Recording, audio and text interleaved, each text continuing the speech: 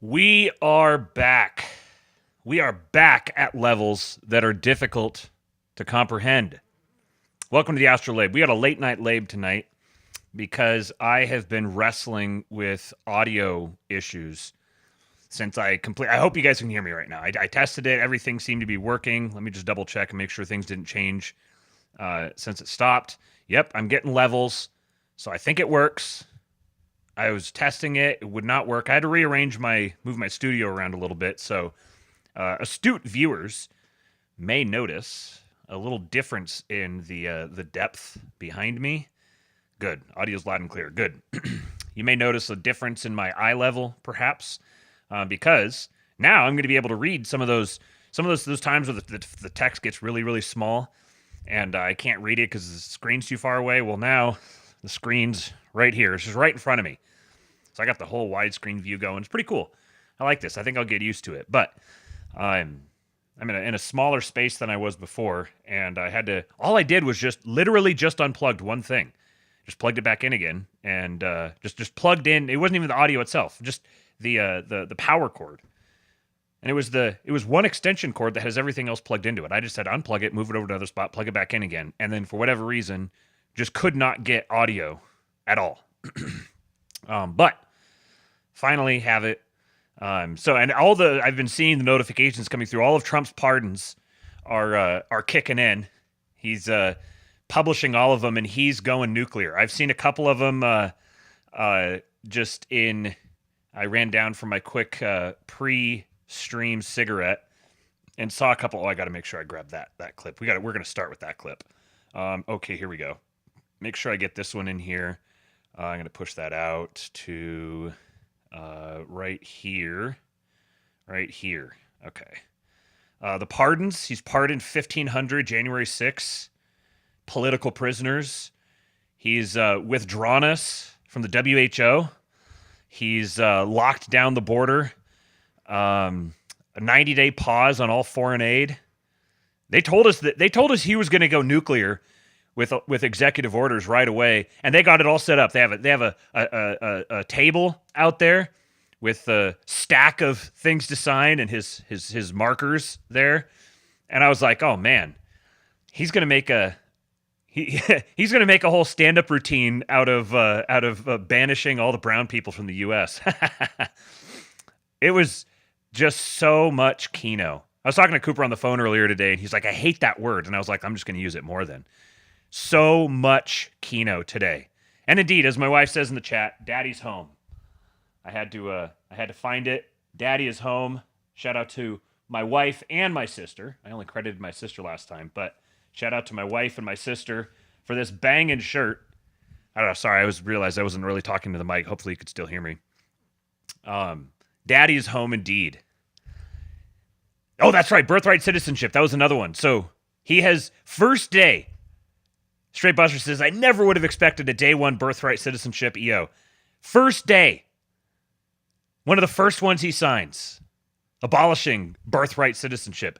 It just is such a day. One of the best days. We've waited for it for so long. And, of course, we had to get... That's our first clip here. Actually, no, that wasn't going to be the first one. I was going to do a different one for the first one. I was going to do this one for the first one. Right here. Our guy. HH is in the chat. Let me get some HHs in the chat. Hulk Hogan just attacked Jesse Waters live on air. Jesse Waters, Donald Trump, and all of America run wild on you. Love you, Hulk, man. All right, we gotta go. Hulkamania's running wild, baby. Woo! Ragged, brother. We're running ragged. All right. We're running ragged. Every president signs executive orders. Jesse Waters. Jesse Waters is like, please don't actually hurt me. Oh, man, what a day. I saw that Charles Haywood said that he's going to start doing coke. He's so excited. But we had to get a classic Trump. It's for fun, but it's really not fun. It's stacked. Because we have to do some of best of, right? But they're going to come and say to me, sir, We're winning too much, sir. We can't take it anymore. We have to stop winning, sir. We can't do it. We're not used to winning in our country. And each one of them is going to say, every single one, sir, please, please. You're destroying our country. We're winning too much. Our country isn't prepared for this. They're not used to winning, sir. And I'll say, no, no, Linda and everybody, we're not going to stop winning. The people of our country want us to keep on winning, and we're going to go win like never, ever before. And that's what we're going to do. We're going to be doing it, Uncle Sam. Uncle Sam is having a heart attack down here. Look at him. Just for fun. I had poor Linda McMahon catching a stray in there for some reason. I'm assuming that's who that was directed at, which is interesting. I wonder if Linda McMahon has been trying to put the brakes on the Trump train. We need to send Hulk after her. Have you guys ever met a man that keeps his promises better than our president, Donald Trump? My wife says, I was working in the YMCA library earlier, and there were 3 Hispanic kids watching racist videos on the computers. We're so back. We're so back. Got to get super chat up here. Michael Robertson, a $20 super chat. Thank you, man. He says, sir, I'm reading levels of We're So Back that shouldn't even be theoretically possible. One of the greatest political days in American history. Thank you for the super chat. And another one. 20 leaf bucks from Slosher. He says, to the best evening morning show, great news on the J6 protest prisoners. 25% tariff on Canada will be a kick in the balls. Take this money while it's worth something. Yes, our poor Canadian friends. I think you guys just need to, as quickly as possible, relocate to Alberta. Because from the looks of it, just kind of doing a little bit of the game theory and then following some of the breadcrumbs, I would expect that Canada is not going to be the 51st state, but Alberta will be. I think the U.S. is going to peel Alberta away from Canada, and it seems that the Albertans are rocking and raring and ready to go. So get to Alberta as soon as possible. That will be a great deal for 3 of the parties involved. It will not be a great deal for Canada. It will break Canada's back and ensure that the rest of Canada following suit is just a matter of course. But yes, thank you, sir. Thank you for the leaf bucks. The memes are just creating themselves now in real time. You guys may have heard that Elon Musk was out there throwing up Mormons. How the hell did that come out? Throwing up Romans. And within minutes, all of the schizo edits were made.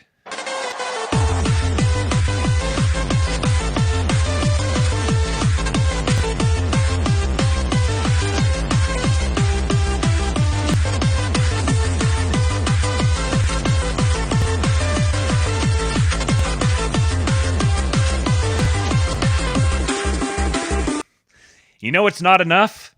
1 schizo edit. We gotta have 2. To Rome!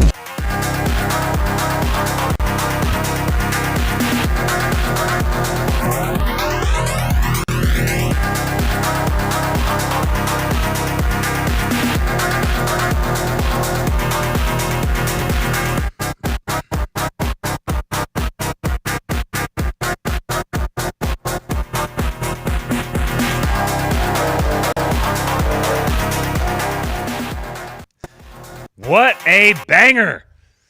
Shout out to Kenzie Tuff for that one. The previous one was at the Royal Surf.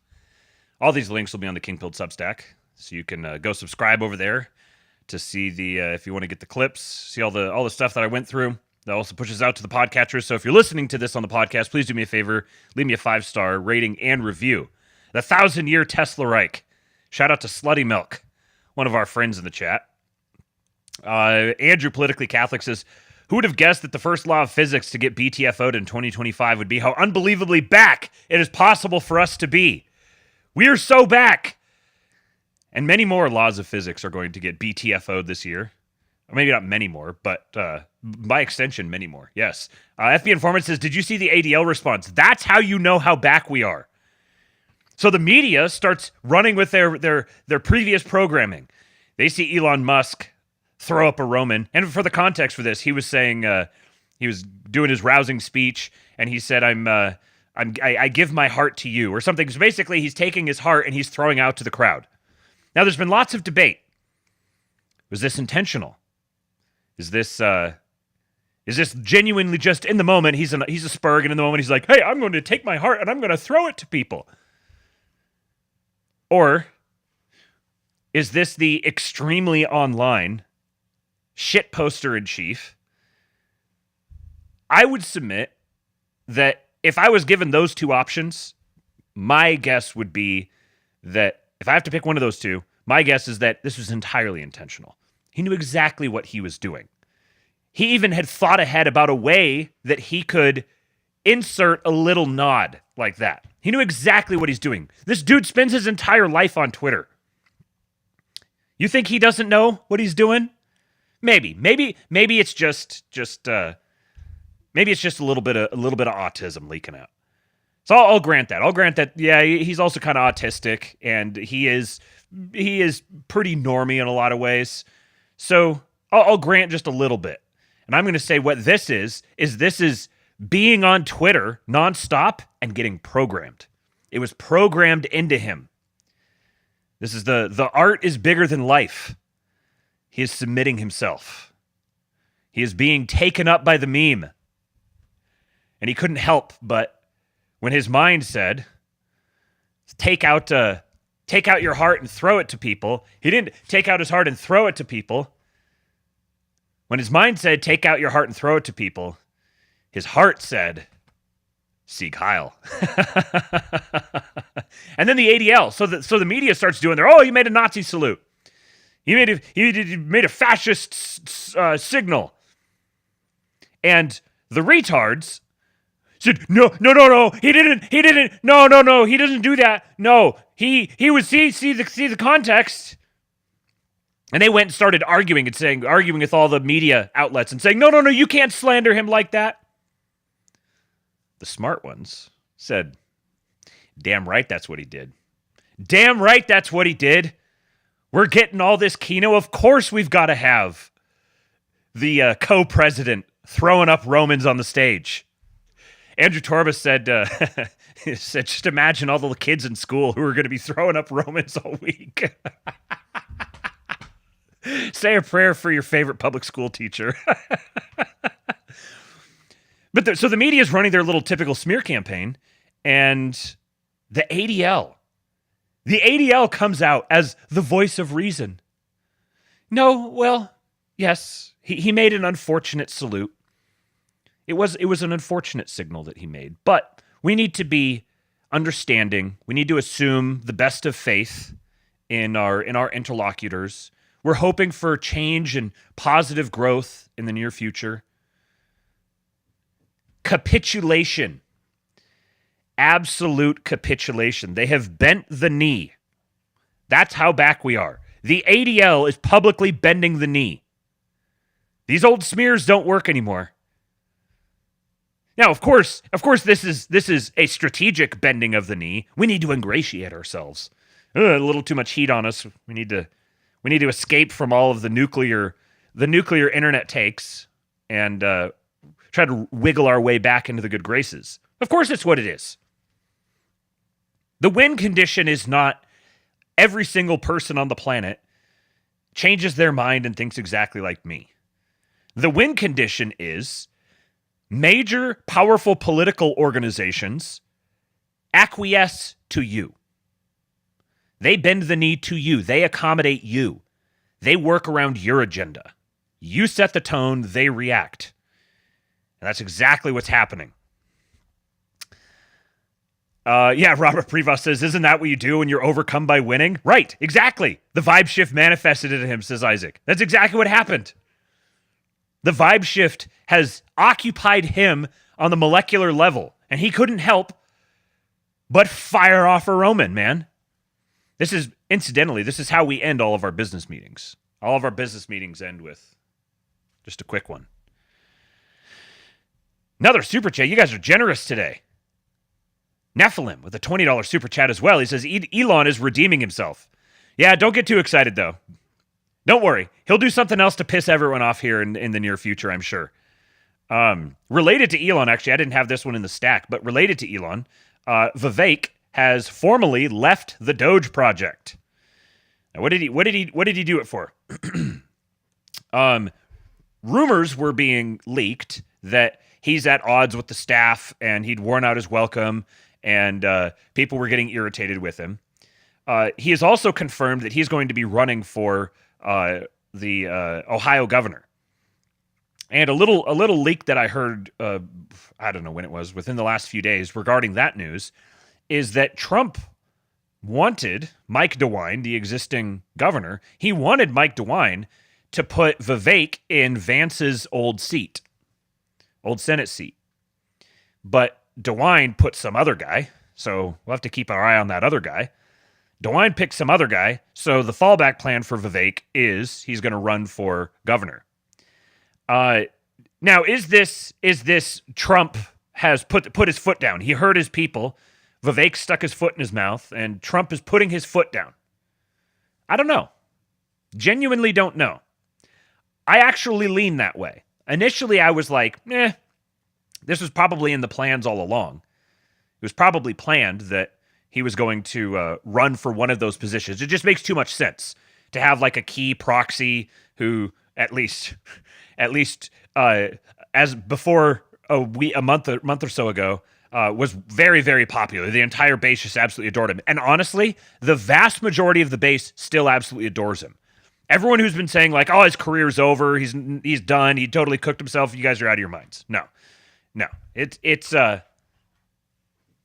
I'm not saying he's just going to win everything he goes into. He could still legitimately lose elections, and that's going to hurt with some people. It's going to cost him some votes, but his career's not over. He's very, very popular. Have you seen the way that Trump's rallies have received him? He's extremely popular with the vast majority of Trump's base. And he's all the more appealing to perhaps a new member of Trump's base. So it's not like he's going to lose some small little segment of the internet. But you guys got to remember, in Democratic terms, we represent a microscopic segment of the population. Very influential, but our tastes are not everyone else's tastes. So Vivek is his political career is very obviously not done. But it does seem kind of quick. So it could be that they decided to accelerate this timeline given all of the hullabaloo around him. If it was true that he's actually rubbing people the wrong way, I'm not necessarily inclined to buy those leaks, because why would you believe anything that the press says? But he is gone. It has left the Doge project. So I kind of don't think that they would have put him as like co-head of Doge to just pull him out very shortly after. But I will say that all the people I've heard talking seriously about the project itself have credited him with being the brains behind a lot of the legal strategy that they're taking. And given that I listened to him a year and a half ago on the Sean Ryan show, breaking down that legal strategy in detail, I am inclined to believe those things. So it could be he was brought in to do the to lay out all of the plans, the planning structure and everything, and then he's moving on to the next thing. And then him stepping in a pile of shit and falling in it on Christmas Day was just cause for advancing that timeline a little bit. Either way, though, there's no way that his political career is not done. You're out of your mind if you think that. I got to stick with the slop here a little bit. I honestly, it might be sacrilege to call a quality George Droid meme slop, but this is a good one. We are going to rebuild George Droid better than ever, giving him some real American fent, MAGA fent. I've got guys working on it around the clock, and they are telling me, Trump, this fent is strong. It's way too strong. You can't give it all to Droid. He can't handle it. But you know what? I fucking won this shit. I'm going to give him all the fent and see what happens.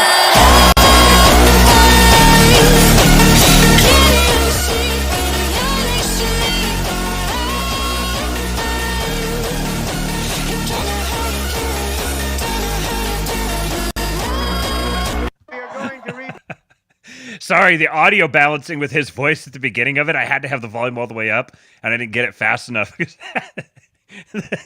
The deep-fried EDM That's what I call that. Like, I don't know what else to call it. There might be some name for it, but to me, it's like a deep fried meme for your ears, completely blown out. Yeah, Rogue commenter says regarding Elon, he was definitely curtsying to 4chan as an H1B apology. I think I would put that as probably most likely that it was intentionally done. But my fallback would be the vibe just overtook him. Okay, let me see what some of you guys are flying in the chat today. Isaac says sometimes you just gotta hail that shit.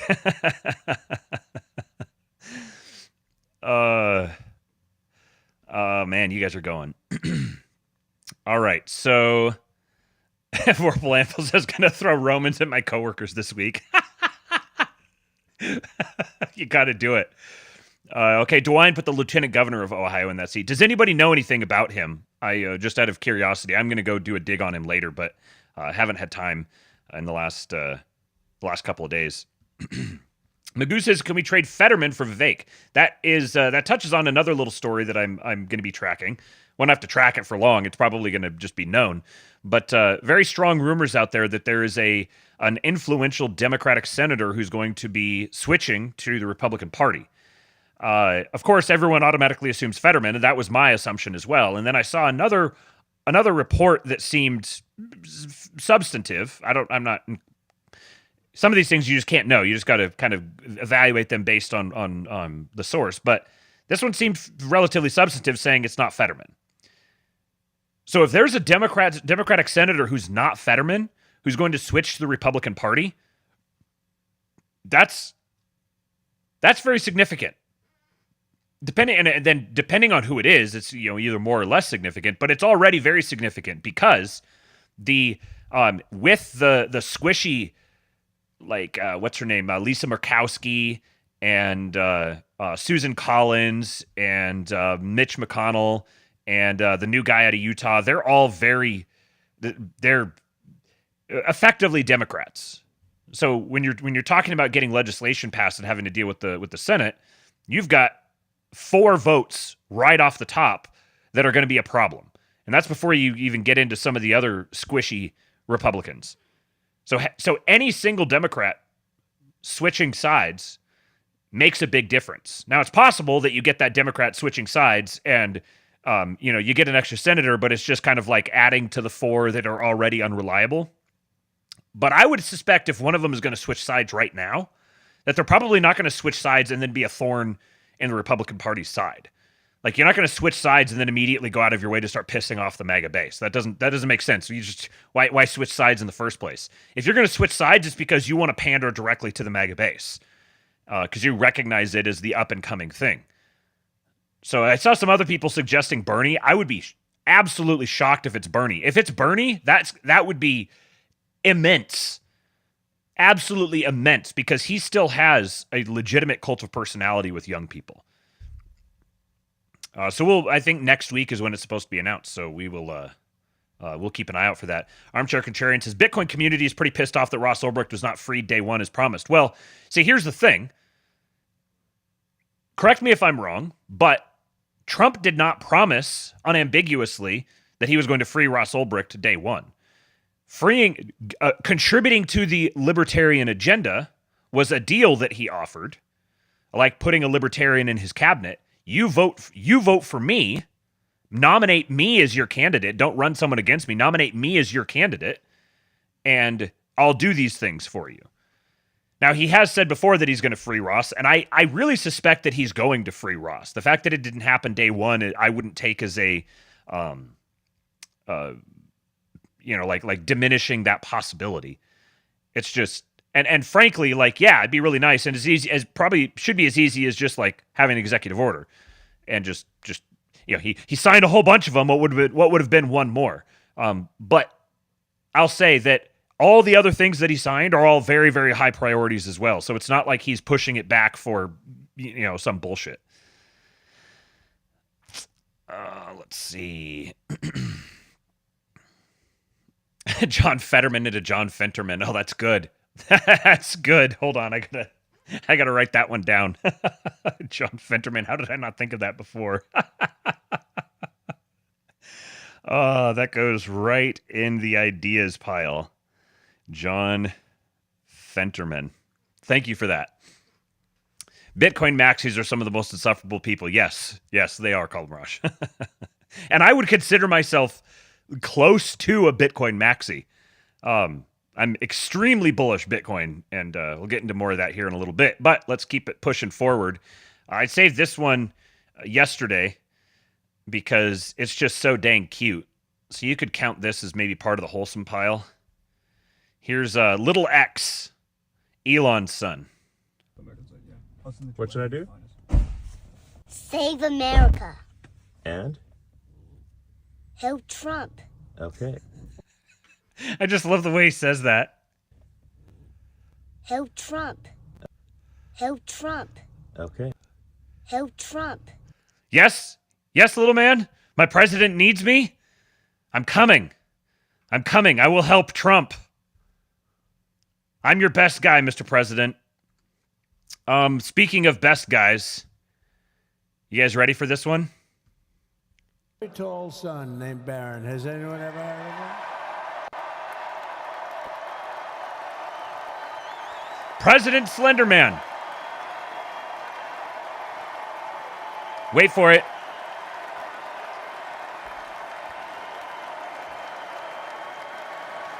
Oh, he's got a little personality to him.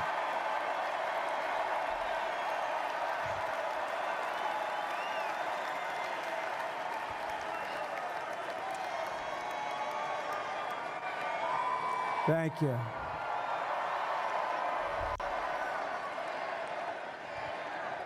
He knew the youth vote. You know, we won the youth vote by 36 points. And he was saying, Dad, you got to go out and do this one and that one. And we did a lot of them. And he respects them all. He understood them very well. And he said, Dad, you got to go out, do Joe Rogan, do all these guys. And we did.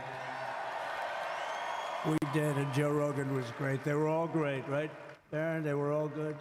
He understood the market. Another famous one. How about Kai? That kid is a stone cold killer. You can see it. You could see it in him.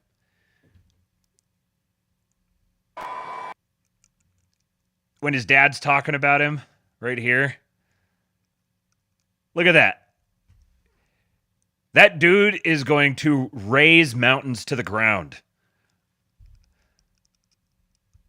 Rumors have it. Let's see. Do I have? I got a couple more things. So I'll talk about the Trump coin, the Trump meme coin here in just a minute. But very interested to watch this young man's career. He is gigantic. He is absolutely freaking massive. It's crazy seeing him standing next to his dad. And actually, here, let me open this in a new tab. Standing next to his dad and Elon, who are both tall guys in their own right. This one shot here. Oh, I actually didn't. I didn't tweet it. I retweeted it. Bear with me for a sec while I find this this shot. But I think in this one I'm going to show you he's standing up on a level. I need to remind myself when I actually see it. But there's a shot of him. This one's going in the Louvre. No, I don't think he is. I think this is straight up just that's how freaking tall he is. Look how gigantic this dude is. And he looks like he's starting to thicken out too. Like he's been a beanpole. And if you can't be, what is he? How old is Barron? How old is Barron Trump? He's 18. So he's 18, almost 19. You're not going to be 18 and like 6'8" and not be a complete beanpole. You would have to have some freakish genetics. I think he's probably still growing. I see people 6'7", 6'9". I wouldn't be surprised if he's still growing. But honestly, he probably shouldn't grow too much more. Because really, like, you don't want to look like, I don't know, Randy Johnson if you're like a commanding emperor. You don't want to look like a beanpole. You want to have some meat on you? And he looks like he's starting to thicken out a little bit. Imagine if Barron starts rolling. If he starts rolling and he gets some shoulders and some lats, he is going to be a fearsome figure. We are re-entering the age of emperor. This dude is groomed to be emperor. He has like a story that's so improbable it would have to be. It couldn't be real. It would have to be fake. But it's real. We've watched the whole thing play out in front of us. He is absolutely groomed for it. And he seems like you could see like the light in his eyes, just the way he carries himself. He's been influenced very much by his Slavic, his very solemn Slavic mother. So he's got some Slav in him. He's like part Slavic supermodel and part Yankee real estate mogul. He's got like the perfect backstory to unite the East and the West. The great global emperor. Get some meat on his bones and make it happen. All right, so 1,500 J6ers have been pardoned. This is a story I've followed for quite a while. Pat Stedman, dating and relationship coach, he's a guy I started following in 2020, leading up to like throughout COVID and leading up to the election, and he went there. He was one of the J6ers, and I was following. I was watching him, watching some of his streams, and he's a really good guy, really smart, really decent, just really good guy. And he basically didn't do anything. He like ran through the building and he was live streaming and everything. And then wound up spending a year in prison. So he spent a year in prison and he was pardoned tonight. I hate these kind of videos. Like, all right. Can we admit it, Bob? Is it over? Just got the word from my lawyer. Ah. Yeah. It's official. Right under. My southern neutrals might not like it. That's right. That's right. It's been a long 4 years, Mom, hasn't it? It's almost 4 years to the day. That's right. That's right. In a few hours from now, 4 years ago, I was arrested by Biden's DOJ. And so I spent 1 year behind bars and 3 years under various release conditions, and it's all over now, Mom. Yep. It's all over. Yep. And thank you guys for supporting me too. I love you all. My heart is warmed. And we are joined. Hey, mister. Everything's different now, huh? Come here. You want to say hi? Hi. You getting ready for bed? I'm east with the baby.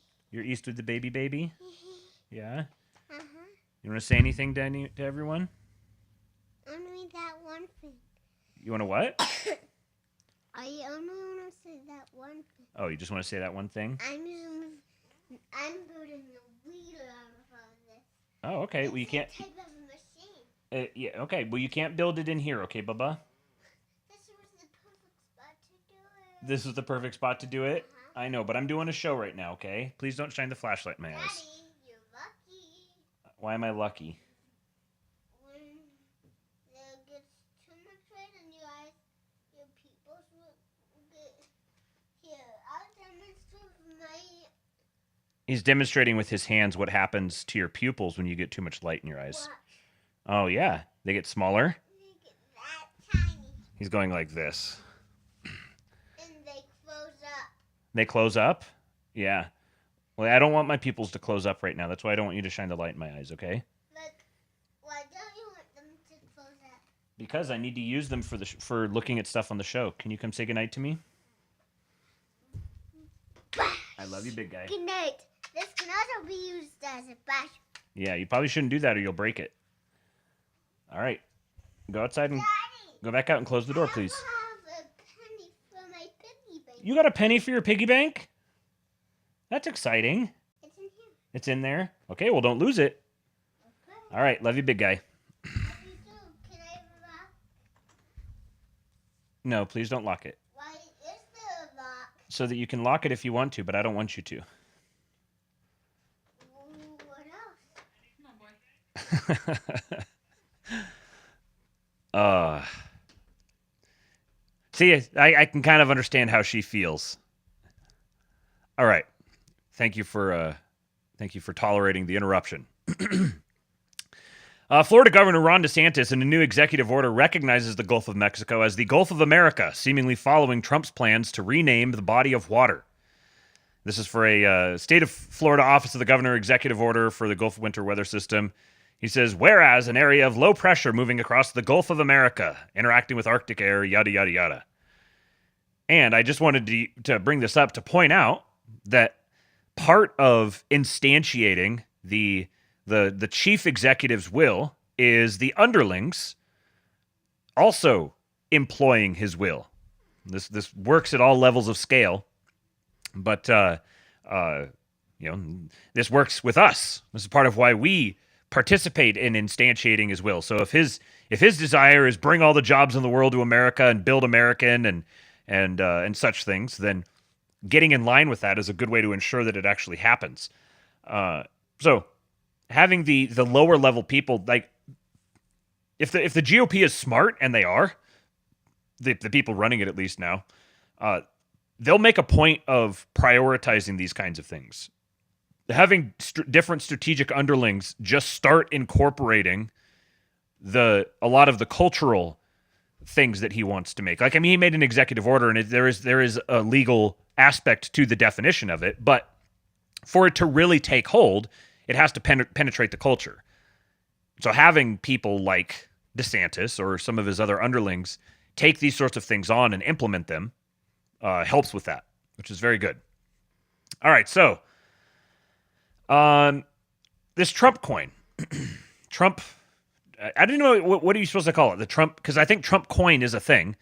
There's Trump, but if you just say Trump, then people don't know exactly what you're talking about. If you say Trump coin, I suppose. Let me look at my history here.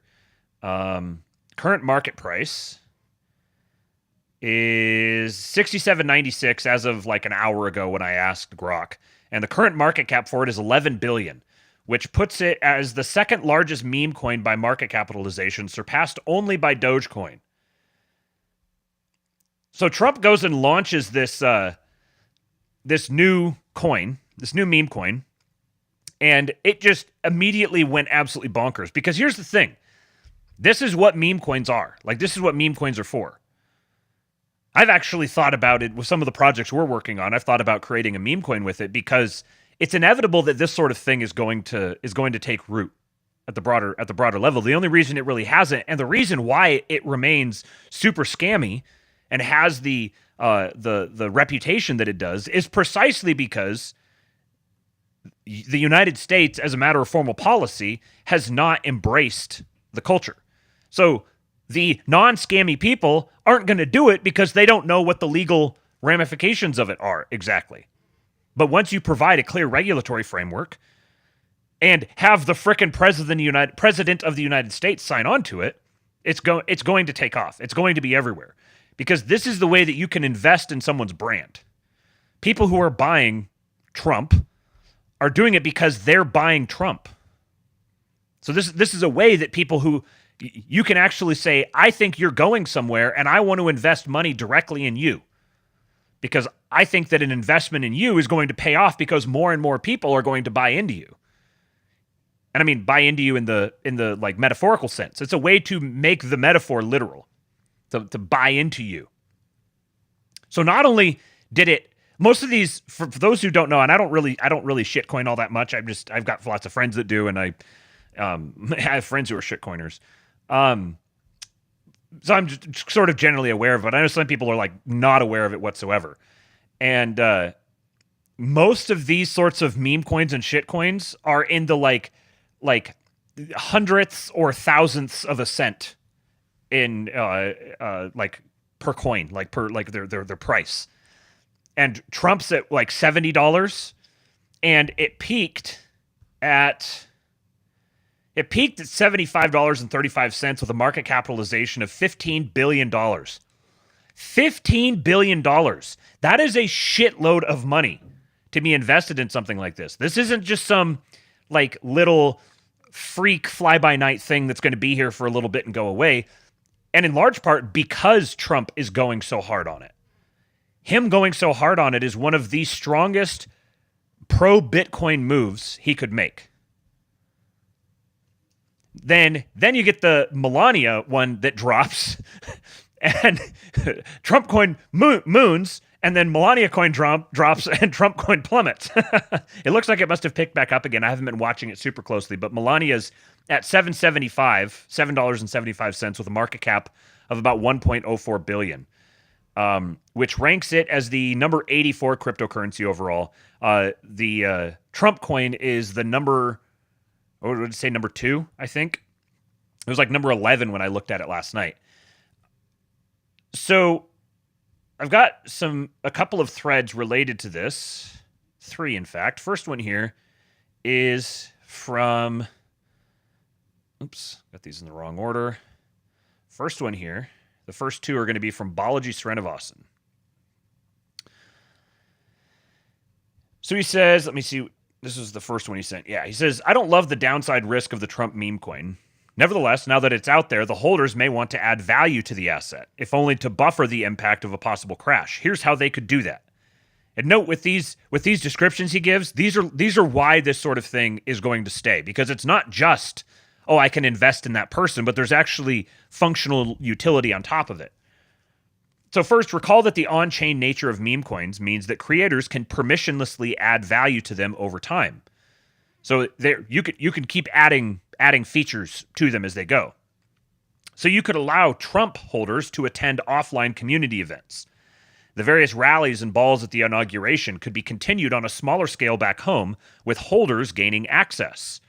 So if everyone loves the Trump rally, Trump could keep doing Trump rallies, and the only people who are allowed to attend are holders of Trump, or maybe holders of Trump above a certain threshold. 2, an online community of Trump supporters could set up token-gated access, such that you need to hold a certain amount of the asset to enter a digital forum. Over time, this might even become a type of provable in-group loyalty signal. Think about online communities, just generic online communities. Like I have the King Pilled Discord. I could create a King Pilled coin, and the terms of access would be you have to have bought that coin. You have to be invested in it. So there's like a direct skin in the game relationship there. And it's an exclusivity tool.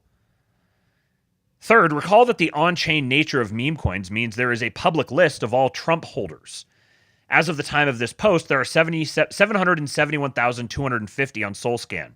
Think of this like an on-chain email list and suitable for airdrops or political messages. What kind of messages?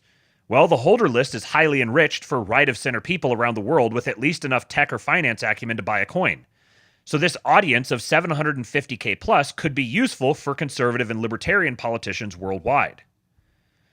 Here's the SoulScan link. Just as a side note, the tech for this kind of capital formation is really remarkable. It works in every country and on every device. 770,000 people in one integrated global market. Mind-boggling scale. Shout out to Emergent Perspective. He said, I like these concepts, especially number 3. The people who get in early through niche circles and having to have a bit of technical savvy to know how to buy and trade it is definitely a distilled social circle worth tapping into, not just to Trump, but to a lot of people.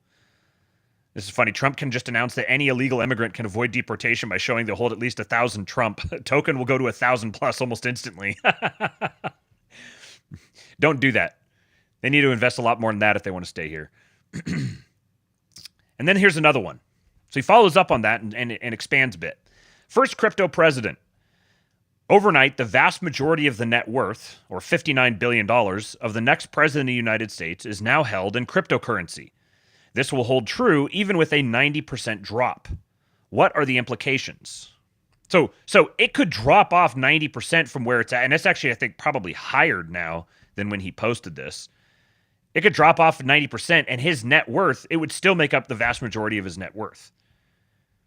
What are the implications? First, President Trump just went from crypto being perhaps 1% of his net worth to 90+%. Many early Bitcoin, Ethereum, and Solana holders experienced the same thing. So if you don't think that he's going to be pro-crypto, he just made it greater than 90% of his net worth. He's literally very invested in this. Second, this phenomenon, the overnight relative devaluation of all non-crypto holdings, will be experienced by billions globally within our lifetime as fiat dies. Third, every politician, influencer, and celebrity worldwide is watching mouth agog at the phenomenon. They'll wait to see how it shakes out politically and financially, and if the meme coin shows staying power, big if, they may do their own. Imagine Katy Perry or Snoop Dogg or some athlete, Josh Allen, Patrick Mahomes. They could all create their own coin and people could invest in them. This is why people are like, oh, this is just, it's such an own goal. How is he humiliating himself like this? It was such an unforced error. It looks scammy, and the Democrats are just going to be chasing him with lawfare, saying that he's personally enriching himself. You guys are completely out to lunch. This is not going to be a thing at all. Nobody's going to go after him for this sort of thing. They're going to be viewed as cranks, and nobody cares. There's going to be so much other shit going on, and there's a whole bunch of people now who want to get in on this. Next, if we do then get a large market with thousands of personal meme coins, it may actually be okay, because every buyer knows what they're buying. The potential future brand value of the meme. That's the other thing, is it could be for a meme.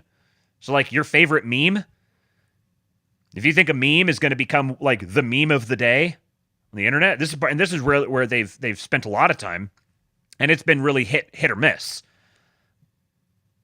So if it's applicable for a meme, it's all the more applicable for a person. Number 5, much depends on how much value the Trump asset holds, if any.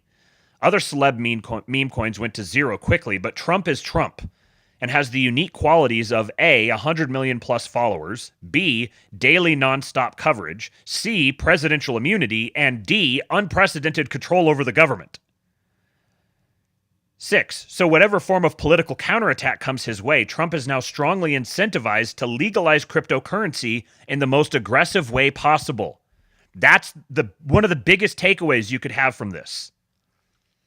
He's positioned himself to where he's signaled to everyone, I have a massive incentive to legalize cryptocurrency as much as possible,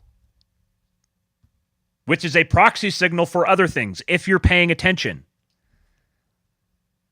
Number 7, of course, this will be attacked as a conflict of interest, but Biden took 10% for the big guy, and Pelosi traded her stocks, and Hillary monetized her speeches, and Podesta had his $300 billion climate slush fund, and Obama got his Netflix deal.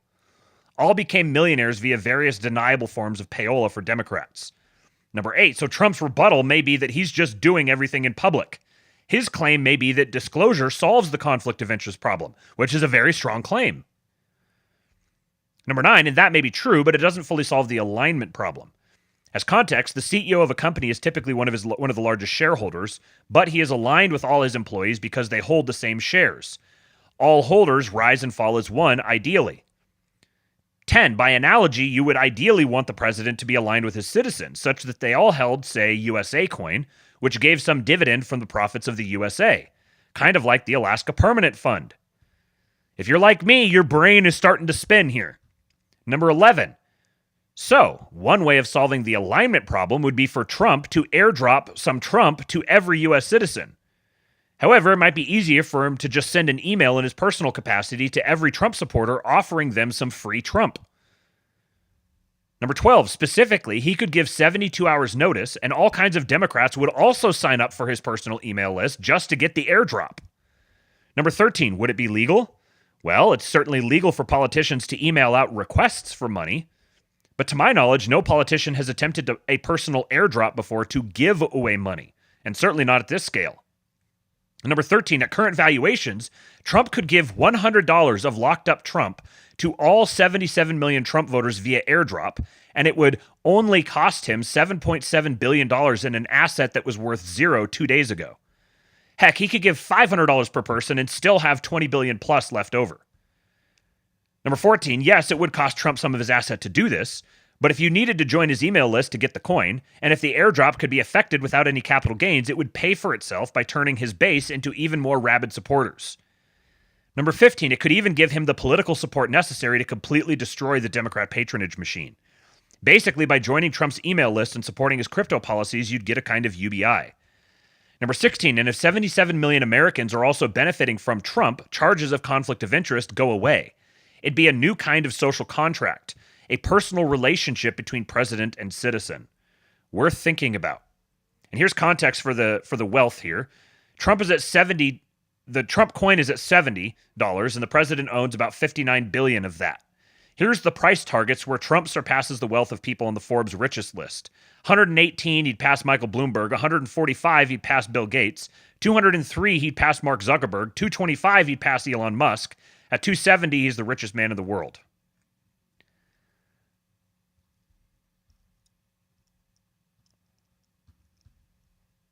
He says to defend the asset after a potential crash, you'd need a huge base of holders. Not 770K, but 77 million in the US. So the ideas below are fine, but the scalable strategy is an airdrop by the issuer. It boils down to enlightened self-interest. Will Trump airdrop Trump to his email list? He said, no, it's not liquid enough to buy Greenland, but if it suddenly gained 77 million Republican voters as users and held them over time, very non-trivial ifs, it would gain value simply from the size of the distribution. It getting to that size would the sheer network effects of being that large would essentially instantiate it for into perpetuity, because people would build all other sorts of things associated with it, and his estate would manage it after he died, and it just. He says, or alternatively, they launch a second Melania meme coin right in the middle of the first one, thereby sucking attention from both. He says, I was like, okay, I wouldn't have done this meme coin, but how could they make the best of it and mitigate the crash? And then they launch a second meme coin, crashing the value themselves. See original thread below. He says, a meme coin is a zero-sum lottery. There is no wealth creation. Every buy order is simply matched by a sell order. And after an initial spike, the price eventually crashes and the last buyers lose everything. He says it's actually negative sum if the platform takes a cut. If you want to gamble as entertainment, this is the alternate case on it. If you want to gamble as entertainment in moderation, like at Las Vegas, okay. If you're a professional trader, okay. But most should buy assets that retain their value over the long run. It's sometimes possible to add use cases to a meme coin or to keep it in the headlines to keep its value aloft indefinitely. And we've seen examples of that as well. But in general, don't invest anything you can't afford to lose. You're free to consider any asset a meme coin, and I'm not offended by that, but I'm happy to explain why I think Bitcoin is different. Bitcoin is the base layer asset of a blockchain with approximately 800 terahashes per second in hash rate across hundreds of data centers worldwide. Number two, it hasn't been hacked in 15 plus years and has survived several 80 to 90% drawdowns. Number three, it has hundreds of millions of holders worldwide and a global network effect. Number four, it grew gradually over time rather than all at once, and the mining issuance schedule limits how much can be sold by any one party. Number five, it has an industrial use in the sense that the Bitcoin blockchain permits hard-to-fake cryptographic proofs of existence. Number six, it is the first of its kind and pioneered the entire space. In short, I think Bitcoin has proven its staying power. He said typo above should say 800 million terahashes to match the graph, so it's really 800 exahashes a second. Also, it's certainly possible for the community to add value to any meme coin by making it useful for logging into apps, joining communities, or paying for digital services. And if they do that, more power to them. Then they faked it till they maked it, so to speak, and there's a reason to buy back in after the crash. At that point, though, the asset has a use case. It's no longer simply a meme coin. I agree that some meme coins have endured and actually built communities. I'd go further and note that quite a few of the top 100 coins are essentially ghost chains and de facto meme coins. But very rapid price appreciation in a highly politicized environment has high potential for trouble. A lot depends on what happens after the first big price crash. There isn't any one person to blame for Doge. The people who are surrounding Trump with all of this very clearly know the crypto markets well. They're very experienced, and they know markets in general. Trump knows markets. They would know full well that releasing the Melania coin immediately after the Trump coin would crash the Trump coin, at least temporarily. And so I suspect that they've got some sort of other plan above and beyond that, or they just don't care. Like they're not doing this to try to make a bunch of money. They're doing this to release the coins and be able to use the coins. There was one rumor that I saw that I didn't have, I couldn't substantiate necessarily, but one rumor was that Barron is the one who launched the Melania coin, and his parents didn't know about it. I find that hard to believe, but the commentary that I saw on it seemed to be presenting it as an actual report of something that actually happened. But either way, this is wildly bullish for Bitcoin. And related to this, I've got a thread from Uber Boyo. He says, why Trump's embrace of crypto will show you what the next 4 years of America will look like. The USA is in $35 trillion of debt and printing huge amounts of money. I think it's actually like $37 trillion. This printed money doesn't come out of thin air. When the US needs money, it has to create debt items called bonds. You buy a bond, and it's like buying a piece of America. So it's like an IOU from the US government. This supports and backs the new money being printed. Private investors like Warren Buffett and states like China buy these bonds. This is why every nation can be in debt to everyone else. For the 20th century, these bonds were more stable than gold, the hardest asset you could buy. China bought lots of them and filled their banks with them, but this is all based on faith. People value them because they believe the USA will remain strong in the future. Money is psychological. Note that people value Trump coin because they believe Trump's future is strong. Ultimately, it's psychological. I'm not saying Trump coin is money, but it can satisfy some of the uses of money. As soon as people begin, and it can do other things beyond that. As soon as people begin doubting the U.S. can make it over the next 20 years, these assets weaken. If the USA collapsed, all of a sudden China's banks are holding paper promises that mean nothing. Then the Chinese economy would implode. Over the last 5 years, China and most investors have begun to doubt the U.S. more and more. They're buying less and less of the new printed bonds. This is a death spiral, as when more people see falling faith, they get fearful. This doubt is largely coming from reckless printing.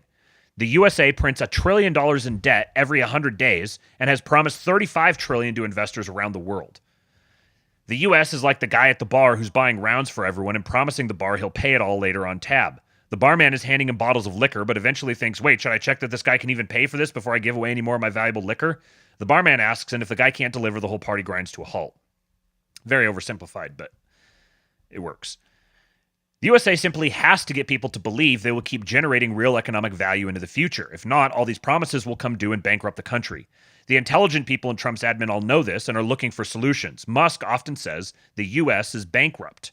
Now, there is an element here that he doesn't really touch on, and a lot of people don't, which is that this is not happening in a vacuum. There's lots of different bonds or assets that the funds and the people that typically buy bonds can also consider in parallel to that.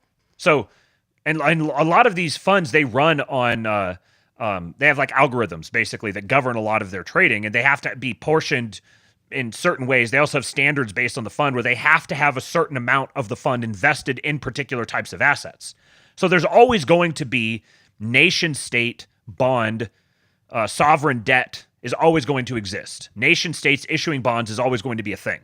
And there's always going to be buyers for those. The question is, which nation states are they going to purchase from? And it's not just about evaluating the investment, because they also will purchase other countries' bonds. Like Europe has been purchasing the longer-termed U.S. treasuries like crazy for a while to try to keep down the interest rates on the long-term debt of the United States. The long-term U.S. bonds. They've been buying them like crazy. There's political strategic reasons for buying them as well. It's not just simply like, oh, do I believe in this? Is it going to be better in the future? And the USA is in a bad debt crunch, but everyone else is worse. So it's not as simple as there's just going to be this debt spiral and other countries are just going to pull out of the United States, because where are they going to pull out of the United States? Where else are they going to go?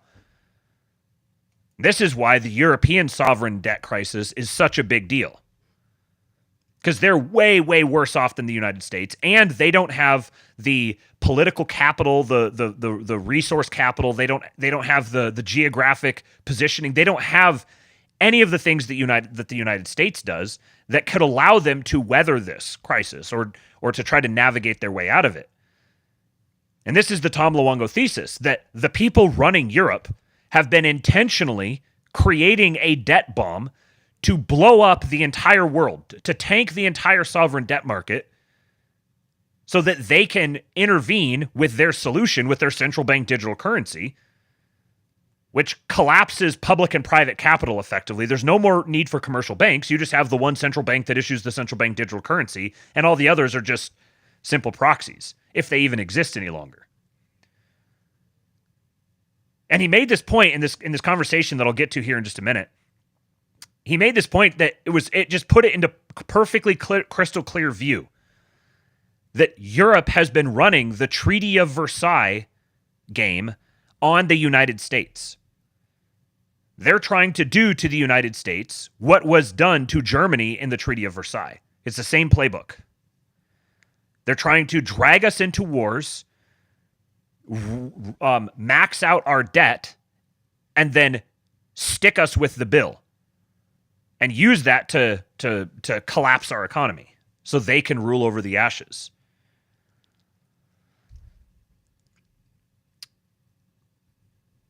So the USA simply has to get people to believe they will keep generating real economic value in the future isn't quite accurate. It's actually the USA has to get people to believe they will keep generating more economic value relative to all the other options for sovereign debt. If not, all these promises will come due and bankrupt the country. The intelligent people, okay, I already read that. War is the simplest one. This is the whole reason the Ukraine war was happening. There's $13 trillion worth of resources in Ukraine. And we were talking in the King Pilled Discord voice chat, the Schizo stream on Friday night, that essentially what Germany has done, what Germany and the UK have done to themselves, is trade cheap Russian gas for worthless Ukrainian war bonds. And now the Bank of England is talking about redeeming Ukrainian war bonds at par, accepting them as collateral at par. So saying the Ukrainian war bonds are worth 1-to-1 the pound. They're destroying the pound because the whole plan is to destroy everything. It's to collapse the entire bond market. So they're fine with collapsing their own bond markets because they're going to drag the U.S. down with them. And what the Trump administration is doing, and it's very, very clear that they can tell exactly what's going on, especially Scott Bessent, Treasury Secretary. We'll get to him here in just a second. But it's very obvious that they know exactly what's going on here, and the Trump administration is not going to play ball with this. They're like, you can collapse your own bond market if you want, but we're not doing it. This is why we're going to be acquiring territory. We're increasing our asset base. When Trump launched Trump coin here, he just created, as of right or whenever I asked Grok, he's created $11 billion in new assets. Acquiring Alberta is increasing the asset side of the balance sheet. Acquiring Greenland is increasing the asset side of the balance sheet. So it's deleveraging. If the U.S. can nip this off Russia and then send in BlackRock to develop Ukraine, they'll harvest 30% of their debts. This is part of why Tom Luongo has predicted that in the conversation I'm going to recommend for you guys here in just a minute, he predicted we may see some stuff come out of Trump here in the next couple weeks or months that seems kind of like, oh no, he's lost the plot. And his prediction was some sort of aggression against Iran, basically a regime change in Iran. And he gives his explanation for what he thinks the reasoning would be behind that, and that it's not the same reasoning that's always existed before. It's actually toward an end. I'm going to say that one of the things I think he's going to do is the policy that they pursue in the Ukraine, I think, is going to be less pro-Ukraine than a lot of people would want to see them not just let Ukraine be completely decimated. And I think that the for the sake of the Ukrainian people, and I think that the Trump administration is probably going to have a strong incentive to do something like this, like have BlackRock go in and essentially acquire the Ukrainian territory for the sake of the United States. And so I expect that the deal that Trump is going to propose is not going to be just some like, hey, we just want to get out of here and we're just going to dust our hands with it. So we'll just try to get the best deal we can or whatever. I think he's going to actually try to take a chunk out of Putin. But this is part of the reasoning for that. War also projects power. If you can crush your rivals, people around the world simply believe you're the strongest. But war is risky and it also costs money. Ukraine has been an investment so far. Russia has broken out of the Western financial system and stabilized, further showing that nations can exit this crazy dollar Ponzi. This is all bad for faith in the U.S. This is where crypto is a powerful solution. I learned this from @_Peter Ryan last summer.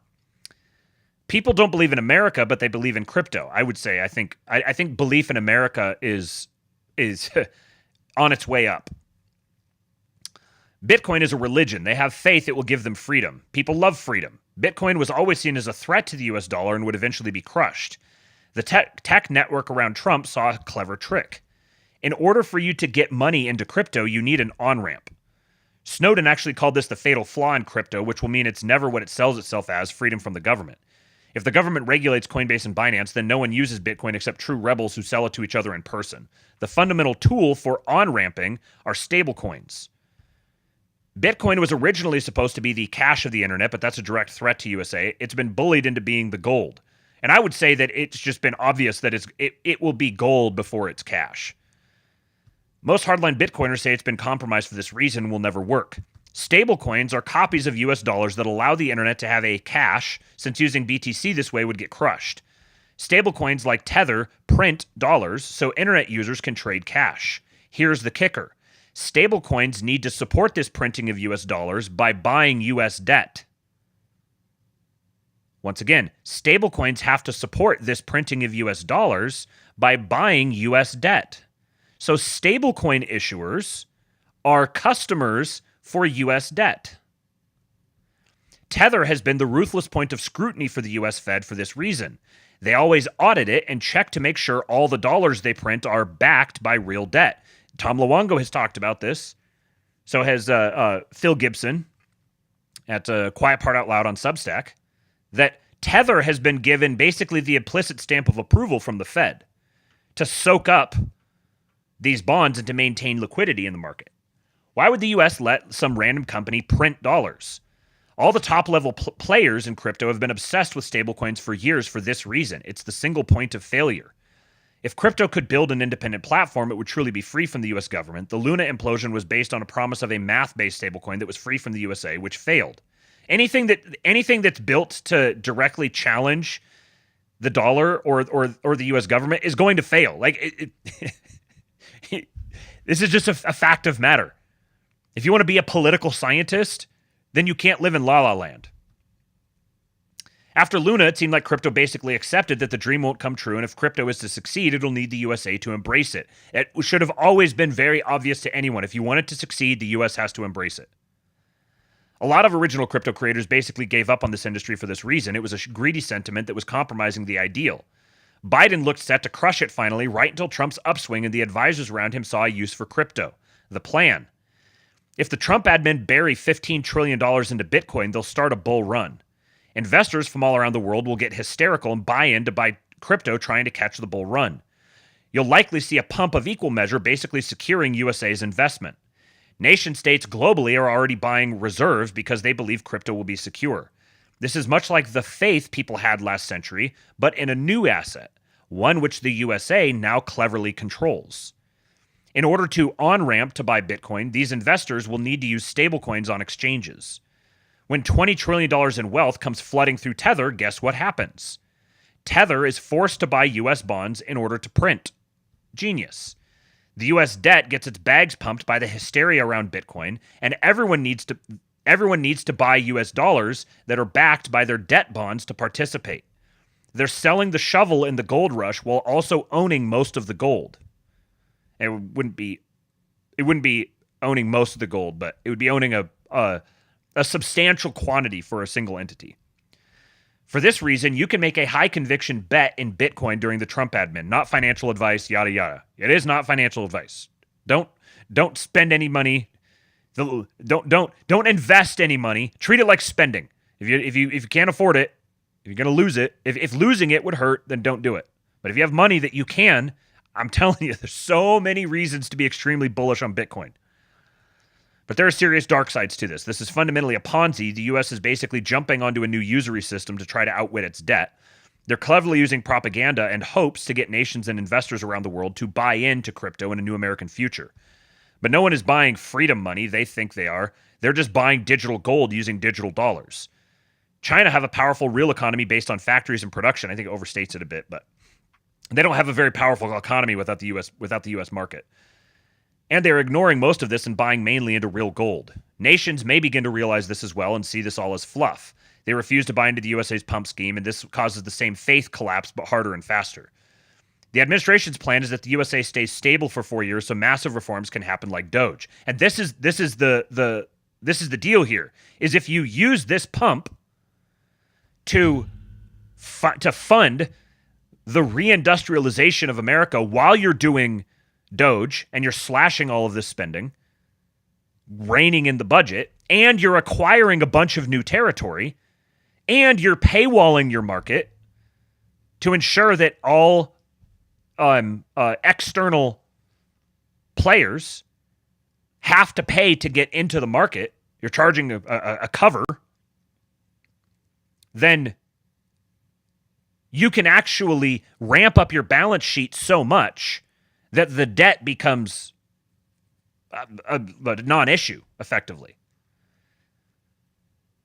And then just wait until they get they start populating heavenly bodies, let's say, and gold becomes effectively worthless because there's so much gold on asteroids and all. Once they start space mining, gold is going to be like a shiny rock. The admin's plan is that USA stays stable for 4 years so massive reforms can happen like Doge. The biggest one will be robots. They hope AI and robotics arrive, and automation basically overwrites the concept of work and an economy, leading to a great debt jubilee.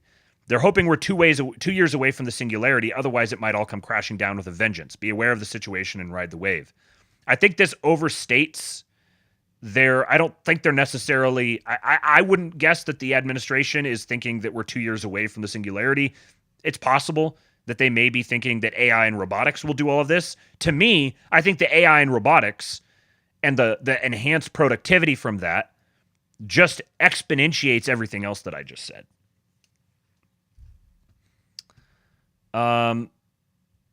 While you read all that, Trump went up by 500%, you idiot. This was reported here that the deployment of Trump coin and USA coin will occur in 2 phases, utilizing advanced blockchain infrastructure and ensuring compliance with regulatory standards. The Trump coin will be launched in the Solana blockchain on January 17th, ensuring high scalability and fast transaction processing. The token's smart contract will undergo a comprehensive security audit before deployment to ensure compliance and security. Its liquidity will be efficiently managed through Meteor DLMM. USA coin will be launched on January 24th and says the same stuff. This is from Albright and Emerson PLLC. There's no firm called Albright and Emerson practicing in the United States. So I think this is probably fake news, but it is interesting that it's like we're going to deploy this coin and then this coin in a 2-phase deployment, and they did the Trump coin and the Melania coin. So I don't know. As it stands right now, I think that this is fake news, but we'll see what happens. He said could be absolute bullshit, could be the new USA stablecoin. Interestingly, Howard Lutnick is massively invested in Tether. This is the new Commerce Secretary. And So that adds some additional interesting color given the stablecoin conversation. So there's a video here I want to share with you guys. 2 videos, actually. And then I'm going to read you a Substack from Alex Craner. Because yesterday, the day before, some people were listening through Scott Bessent, the Treasury Secretary nominee. They were listening through his nomination interview. And there was a very interesting conversation between him and John Cornyn. This is very surprising coming from John Cornyn. I'm going to direct you guys to a 2-hour conversation between Tom Luongo, Alex Craner, and a guy named Crypto Rich. It's on the Crypto Rich podcast. It's one of it, they were all saying like this is one of the best conversations we've ever had. Rave reviews coming from other people. It was mind blowing. It was mind blowing to me too. I think they laid it out just more clearly than you possibly could. The Luongo thesis, the Ukraine war, the gangs scandal with Keir Starmer, Keir Starmer's role as the director of the Crown Prosecuting Services, and his relationship to all of that. But in particular, this little blip. So this conversation, or this question and answer from John Cornyn and Scott Bessent. The market for U.S. Treasuries is the largest market in the world at $28 trillion, and it's critical to the financial stability of the United States. There is actually a proposal for an entity to clear U.S. Treasury futures at the London Clearing House, which is overseen by the Bank of England. Some argue that the Bank of England would have control over heaven forbid, a default scenario in this critical market instead of the U.S. Is this a concern to you? So there's this proposal that U.S. Treasuries would be funneled through this clearinghouse that's controlled by the Bank of England, which means that basically the U.S. This is an end run around an attempted end run around the system that has been created by the move from LIBOR to SOFR. Longtime Tom Luongo appreciators, Stormy Waters appreciators, you know the story well. I don't know where you've been living under a rock if you don't know about this. Probably the most important thing that Trump did in his first term was the appointment of Jerome Powell to the Fed and this change that was made. So basically the price of dollars has been dictated by an interest rate set by it's like 18 member banks in Europe with like 1 or 2 American banks on this committee. The banks get together, they have a phone call. Oh, what price do you got? What do you got? Okay, we'll settle on this interest rate. And then the U.S. is just dragged along with this. We haven't had sovereignty over our own money. Armchair Contrarian says, 100% agree, amazing conversation worth listening to, and I've been listening to Tom and Alex for years. So a bunch of European banks have been effectively setting the price of the US dollar. And this was changed under Jerome Powell. I'll drop the link in a minute, Slosher. This was changed to SOFR. So it was the London Interbank Overnight Rate, and it's now the Secure Overfinancing Rate. So it's a secured rate. The previous one was not. This is a secured rate. It's effectively grounded the value of the U.S. dollar in the U.S. economy, U.S. economic activity.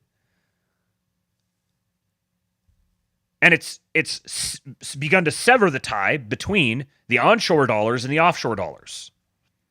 So that the tail can't be wagging the dog. It's a real rate, not a fake rate, as Armchair Contrarian says.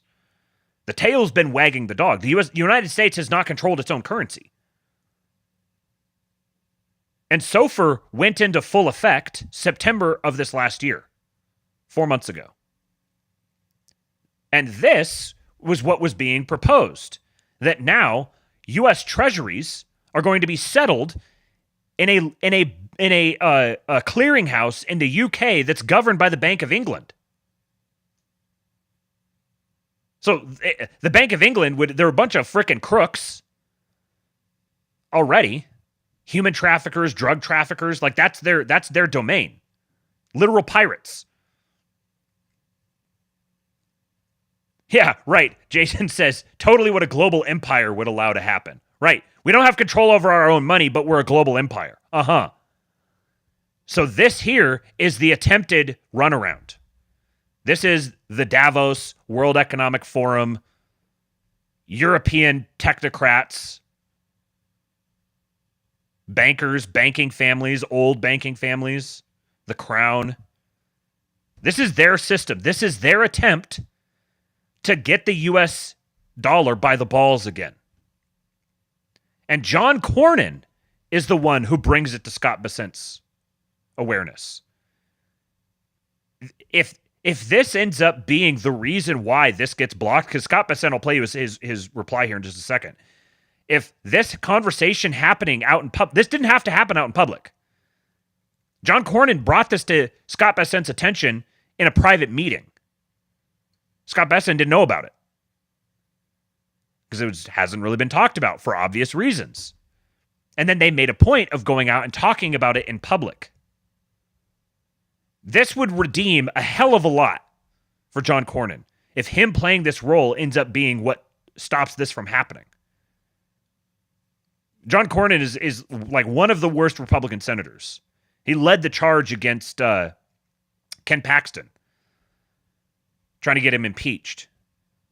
But he's trying to redeem himself in one fell swoop. Here's Scott Bessent's reply.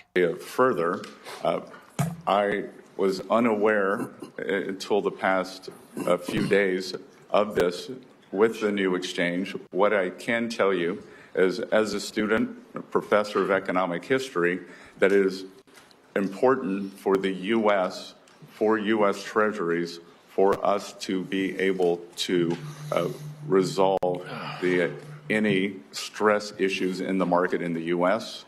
We saw during the Lehman Brothers bankruptcy that many of the problems emanated from the UK subsidiary. So this is something that, thank you for bringing this to my attention. And my inclination is that the resolution authority must lie here in the U.S., but I will get back to you in writing with an answer on this if confirmed. Thank you. You appropriately mentioned China as one of our biggest challenges. Scott Bessent is one of my favorite of Trump's nominees. This dude is a stone cold killer. Go listen to some of his conversations. He knows exactly what time it is. He has wanted to be in this position because what he's talking about is a complete rearrangement of the global monetary system. He's talking about, he has been saying a Bretton Woods 2.0 incoming. And he's the guy who led the team under George Soros that took down the pound. The dude knows his shit. And very interestingly, he mentions in the middle of this statement here, Lehman Brothers in 2008. A lot of what happened with Lehman Brothers? They played a significant role in the 2008 housing collapse, which we've been told was because of mortgage-backed securities and too much leverage by the banks, the investment banks trying to play too hard with other people's money, taking too many risks. But if you've been a listener to Tom Luongo or Stormy Waters, they've talked about this at length, that the story of the housing crisis was a total cover for what was actually happening, which is the United States was bailing out the Eurodollar system. The United States, go look at the amount of money that was sent to all the major overseas banks, all the proxies for the City of London. Because all these foreign banks have been lending in US dollars like crazy. They're massively hyper leveraged. US dollars that are just literally just fiction, no backing whatsoever. Just manufactured out of thin air. And they've been going hog wild on it. And you've got your Bangladeshi rice farmers who are about to get hosed as this system gets unwound. And this statement that Scott Bessent just made indicates he knows that exactly to be the case. But the housing crisis, the great financial crisis, was not because of risky mortgages. I'm sure risky mortgages didn't help, but there was trillions of dollars pumped into Deutsche Bank, and all their names aren't coming to my mind right now. Barclays. All of these proxies of the City of London were the ones that got bailed out with U.S. taxpayer money. And Scott Bessent knows. He knows exactly what's going on. And he wanted this position because he's ready to absolutely bend the City of London over a table. So here's Alex Craner weighing in on this. Yeah, HSBC is another one. Citibank, yep. Citibank's not an American bank. Bank of America is not an American bank. I'm seeing from the chat here that Angela McCardle is confirming Eric Doherty's reporting that Ross will be freed tonight or tomorrow morning. Too much winning. We're just winning and winning and winning.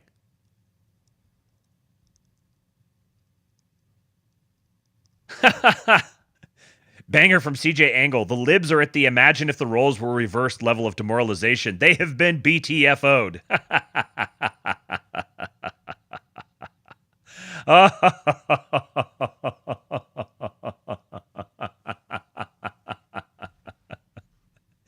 It's such a great time to be us.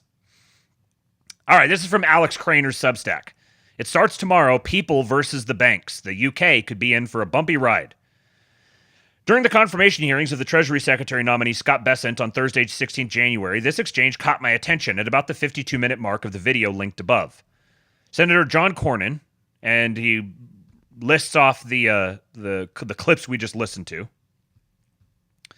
Before declaring his inclination, Bessent thanked Senator Cornyn for bringing the matter to his attention, and during their exchange, Cornyn made it clear the two have visited together at his office and discussed the issues.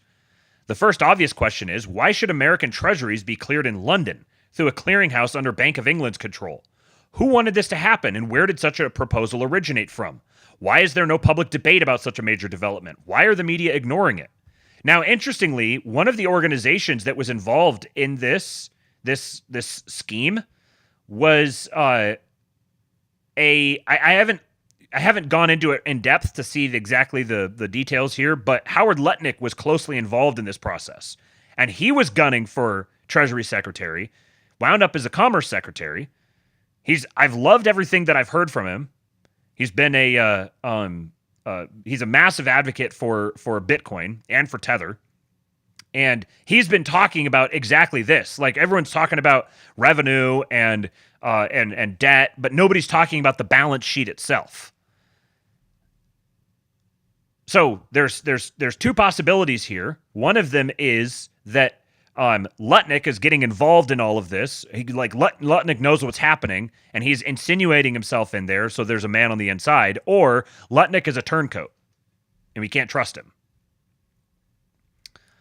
Why should the Bank of England control U.S. debt? Moving the market for U.S. Treasuries, the world's largest market, to London is a huge deal with important consequences that should have to be explored, disclosed publicly, and clearly understood by the American people. Yet even a learned professor of economic history wasn't even aware of this. I did find it interesting that it was a sitting U.S. senator who brought the issue to Bessent's attention. What could possibly be the attraction of clearing U.S. Treasury futures through London? For the U.S., nothing. This is yet another story exposing the hidden hand of London manipulating the internal and foreign policies of the United States.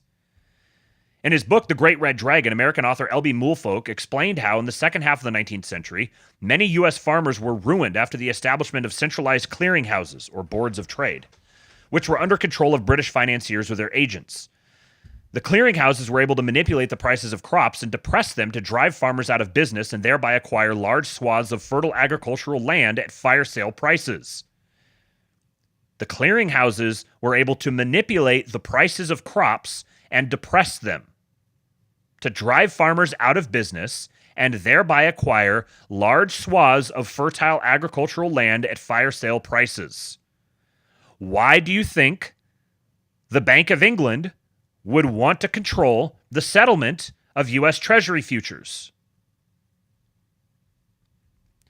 Scott Bessent's mention of Lehman Brothers reminded me of another kind of manipulation described by Mulfolk. I condensed his prose in this newsletter last May. I later posted it on Substack at this link. In broad strokes, the Great Red Dragon documents the takeover of the American economy by British banking interests. Their methods entailed periodically flooding the economy with credit and generating a boom. Then, when the bankers' nets were full and everyone was in debt, the bankers would abruptly withdraw credit.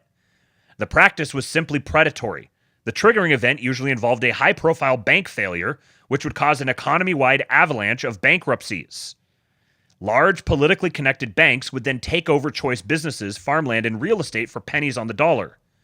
Within our lifetimes, the Lehman Brothers failure in 2008 would have been a typical example of this, but COVID pandemic response in 2020 served the same predatory purpose. During the 19th century, U.S. economy endured three major financial crashes in 1837, 1857, and 1873. Each crash triggered major economic depressions with mass-scale culling of smaller banks and other businesses. The collapse enabled the ruling oligarchy to consolidate monopolies over all the key industries. End of that quote. Back to Alex. Relinquishing control over the U.S. Treasury's market to the Bank of England could enable similar manipulations. Incidentally, I do find it curious that the city of London features so many dragon sculptures. He's got a bunch of pictures of them here. He says, okay, so someone in London is into dragons. World system of financial control in private hands. In Tragedy and Hope, Carol Quigley warned us that, quote, the powers of financial capitalism had a far-reaching aim, nothing less than to create a world system of financial control in private hands, able to dominate the political system of each country and the economy of the world as a whole. The growth of financial capitalism made possible a centralization of world economic control and use of this power for the direct benefit of financiers and direct injury of all other economic groups, end quote. This here, that many people have attributed to the American empire, is not the practice of the American empire, except to the because there is no American empire.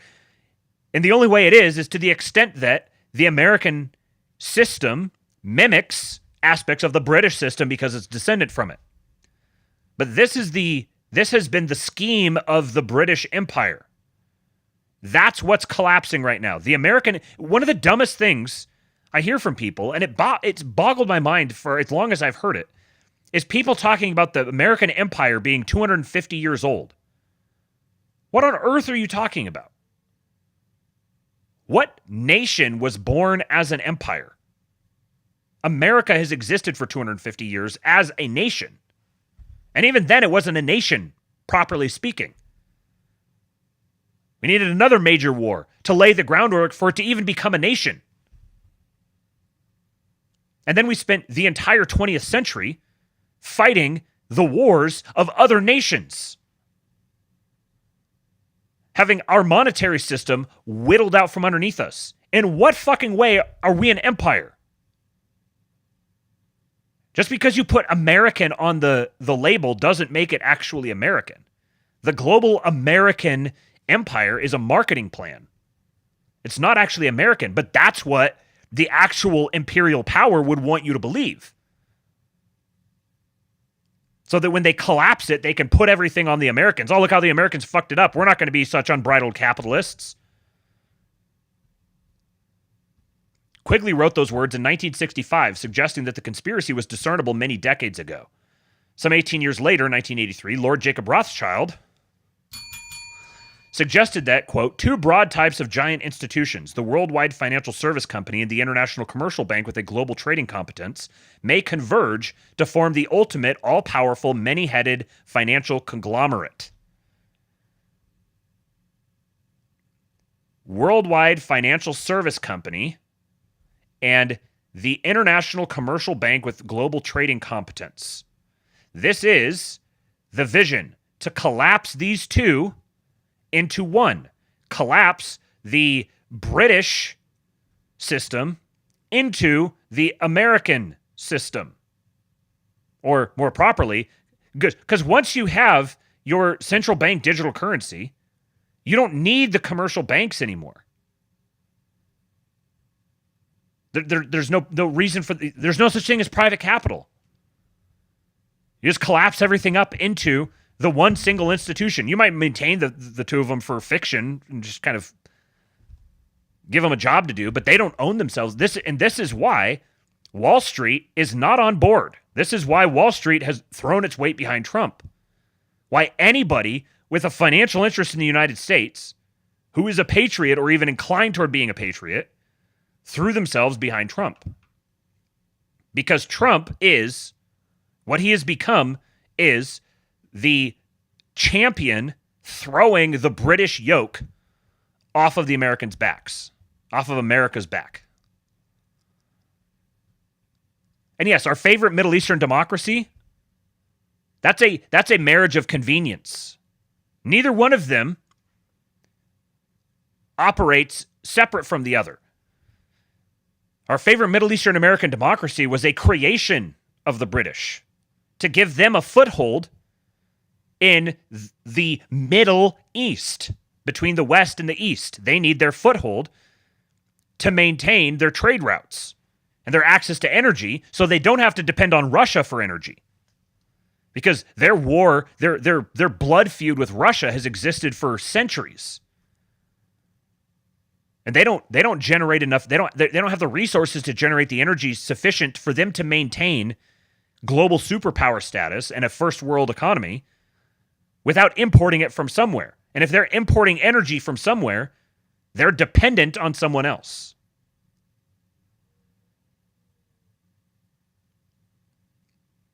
Soft disclosure foreshadows the coming battle. The exchange between Senator Cornyn and Mr. Bessent seems to be a part of the soft disclosure of the secretive arrangements and relationships involving Great Britain, which have influenced global events during the past decades. We've seen Elon Musk attack the British government in a series of searing posts on X. Donald Trump did not invite Britain's prime minister to his inauguration, but he did invite the Russian and Chinese presidents.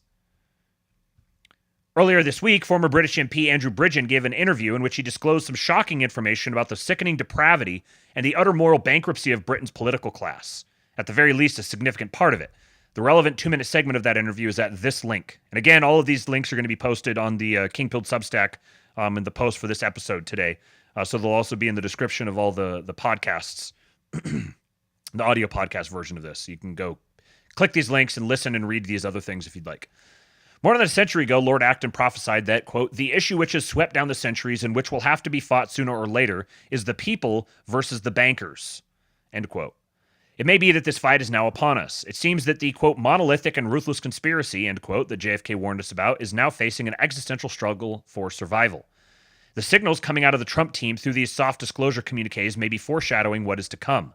Apparently, Trump has over 100 executive orders already written, and he'll be signing them on his first day in office. And yes, as Politically Catholic points out, Trump just paused all foreign aid for 90 days. Anybody who has been blackpilling about the Trump administration needs to go sit in timeout for a little while. Like, you're not thrown out of the conversation. We'll invite you back in, but you need to go sit on timeout and think about what you've done for a little bit. Put your nose in the corner and think about what you've done. Because there was no reason to be doom-fapping about this. It was very obvious this is how things were going to go. Doge is going to be wildly successful. They're going to eliminate so many federal agencies. So many people are getting fired. Is the UK about to lose its colonies in Africa? These events are relevant to investors since they'll impact world geopolitics, the special relationship between the United States and Britain, as well as Britain's debt, currency, and its stock market.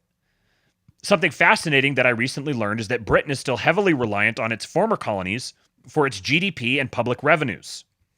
Namely, according to a 2016 report entitled New Colonialism, Britain's Scramble for African Energy and Mineral Resources, 101 companies listed on the London Stock Exchange, most of them British, have mining operations in 37 sub-Saharan African countries. They collectively control over $1 trillion worth of Africa's most valuable resources. The UK government has used its power and influence to ensure that British mining companies have access to Africa's raw materials. This was the case during the colonial period and is still the case today. The decolonization movement that has now largely deprived France of its African dependencies could do the same to Britain. Will the FTSE rally or will it tank? The reason I bring this up is because in the past I predicted that Britain's gathering financial and economic crisis will cause a strong rally in the British stock markets. But if Britain loses control over resource-rich areas of Africa and the Middle East, then its stock market could collapse. Either way, I believe the most reliable way to trade these events is through trend following, which is why I included the GBP, the FTSE, and the gilts in our daily Trend Compass Key Markets report. If the coming trends are bullish, we'll be long. If they're bearish, we'll be short. The market itself will tell us. I originally published the above article in the above-linked Trend Compass report. A few hours later, I sat down for a chat with Crypto Rich and Tom Luongo. We spent the first hours brainstorming about all this, and the discussion turned out to produce a fortuitous combination of knowledge, experience, and perspective, yielding what was hands down my favorite podcast with these two gentlemen. Crypto Rich only just posted it today, and it looks like I'm not the only one feeling that way. Steve Totten said, Rich, this is your best conversation probably ever. Thank you. The discussion starts to build from about the 4-minute mark and gets into the big questions at around the 20-minute mark. I think it's well worth a listen. It's on X at this link. So the link is posted here. So after you guys are done listening to the ASTROLABE, then go over here, click that link, and listen to the entire podcast. All right. Been going for an hour and 40 minutes, so let me speed up a little bit through the rest of these. You guys have probably heard at this point that Joe Biden has been, or ended his time in office wearing out his pardoning pen. And the last one, just an absolute coup de grace. So he pardoned the entire January 6th Select Committee, including Liz Cheney and Adam Kinzinger and Adam Kinzinger. He pardoned Mark Milley, General Mark Milley. He pardoned Anthony Fauci. Pardoned all of them. Then he went and he pardoned his entire family. His brother, James Biden, Sarah Jones Biden, Valerie Biden Owens, John T. Owens, Francis W. Biden. Gave him a full and unconditional pardon for any nonviolent offenses against the United States, which they may have committed or taken part in during the period from January 1, 2014 through the date of this pardon. What's very interesting about January 1, 2014 is that's when Fauci began the gain of function research, and the Hunter Biden, I believe it was in 2014 that Hunter Biden was hired to the board of, the name is slipping my mind now, the Ukrainian energy company. All of the funny business around the Ukraine bioweapons lab and COVID with Fauci and 10% for the big guy, these all started in 2014. And everything, all these pardons are dated back to that point. It's like they're providing a roadmap. And note this, just last month, Biden's own assistant U.S. attorney, Matthew Graves, made it clear that by accepting a pardon, one confesses to their guilt in a court filing.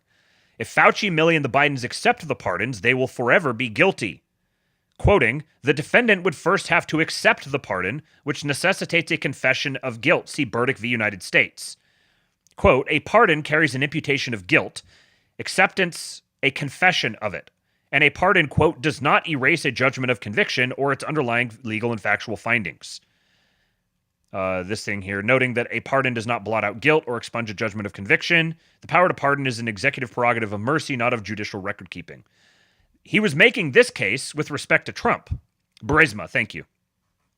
That's the Ukrainian energy company. He was making this argument with respect to Trump. Well, now all of these guys, if they accept the pardons, Adam Schiff was pardoned. If they accept the pardons, they're implicitly admitting that they were guilty. It also means they can no longer plead the fifth. It's laughably, comically corrupt. Transparently, obviously corrupt. Here's just an absolutely damning. So Adam Schiff just got a pardon. This was him in December of 2020. Have you ever heard of somebody getting a preemptive pardon who was innocent of all crime? Who's just an innocent person? Have you ever heard of that? Just somebody getting a blanket pardon and they're an innocent person? But no, I think that it's an effort not only to prospectively pardon people for things they have not yet been charged with and may never be charged with, but also it's the president's own family. It's people that have been covering up for the president in addition to his own family. This is the nature of those the president has surrounded himself with, including his family. And that is, it's been essentially a den of thieves environment. And so I think the president used this as his way of trying to protect those that have protected him. Have you ever heard? Just beautiful. This is the very definition of being hoisted on one's own petard. Mark Milley, the little micro man, who's very proud of his big uniform. Look at all those medals. Dude's like 5'4". His official portrait was just unveiled today in the Pentagon. This is like 10 days ago. The details requested in these are always interesting. Note the Ukraine folder on the left on top of the map of Russia. So in the Pentagon, about 10 days ago, they hung, look at it, standing next to this desk. He's like hardly a human being.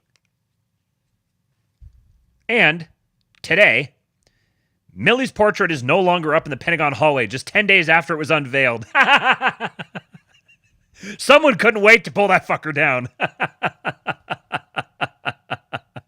You know Mark Milley is spitting mad about it. Let's see. Continuing here from Cremieux. Shares this. Man, I hate it when it has these things up here because I can't tell what it says under it. This is much worse than it sounds on the surface precisely because of their compounding effects. Due to the regulatory morass that they face and the lack of institutional experience they have to contend with, Republicans are often left in total ignorance about what they are allowed to do. Consider this particularly jarring incident from the Department of Labor under Trump 1 via Shirk. Quote, career employees at DOL consistently told political appointees they could not take actions that were in fact within their legal discretion. One career employee repeatedly told political appointees that they could not issue direct final rules, DFRs, a method of issuing rules without going through notice and comment proceedings. On the first day of the Biden administration, DOL used a DFR to rescind internal regulations governing DOL's rulemaking process.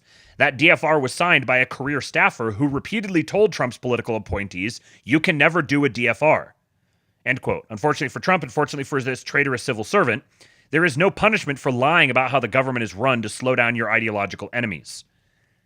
And Cremieux adds here, in Trump's first term, his staff were underqualified and didn't know that the civil servants left behind from the Obama years were lying to them.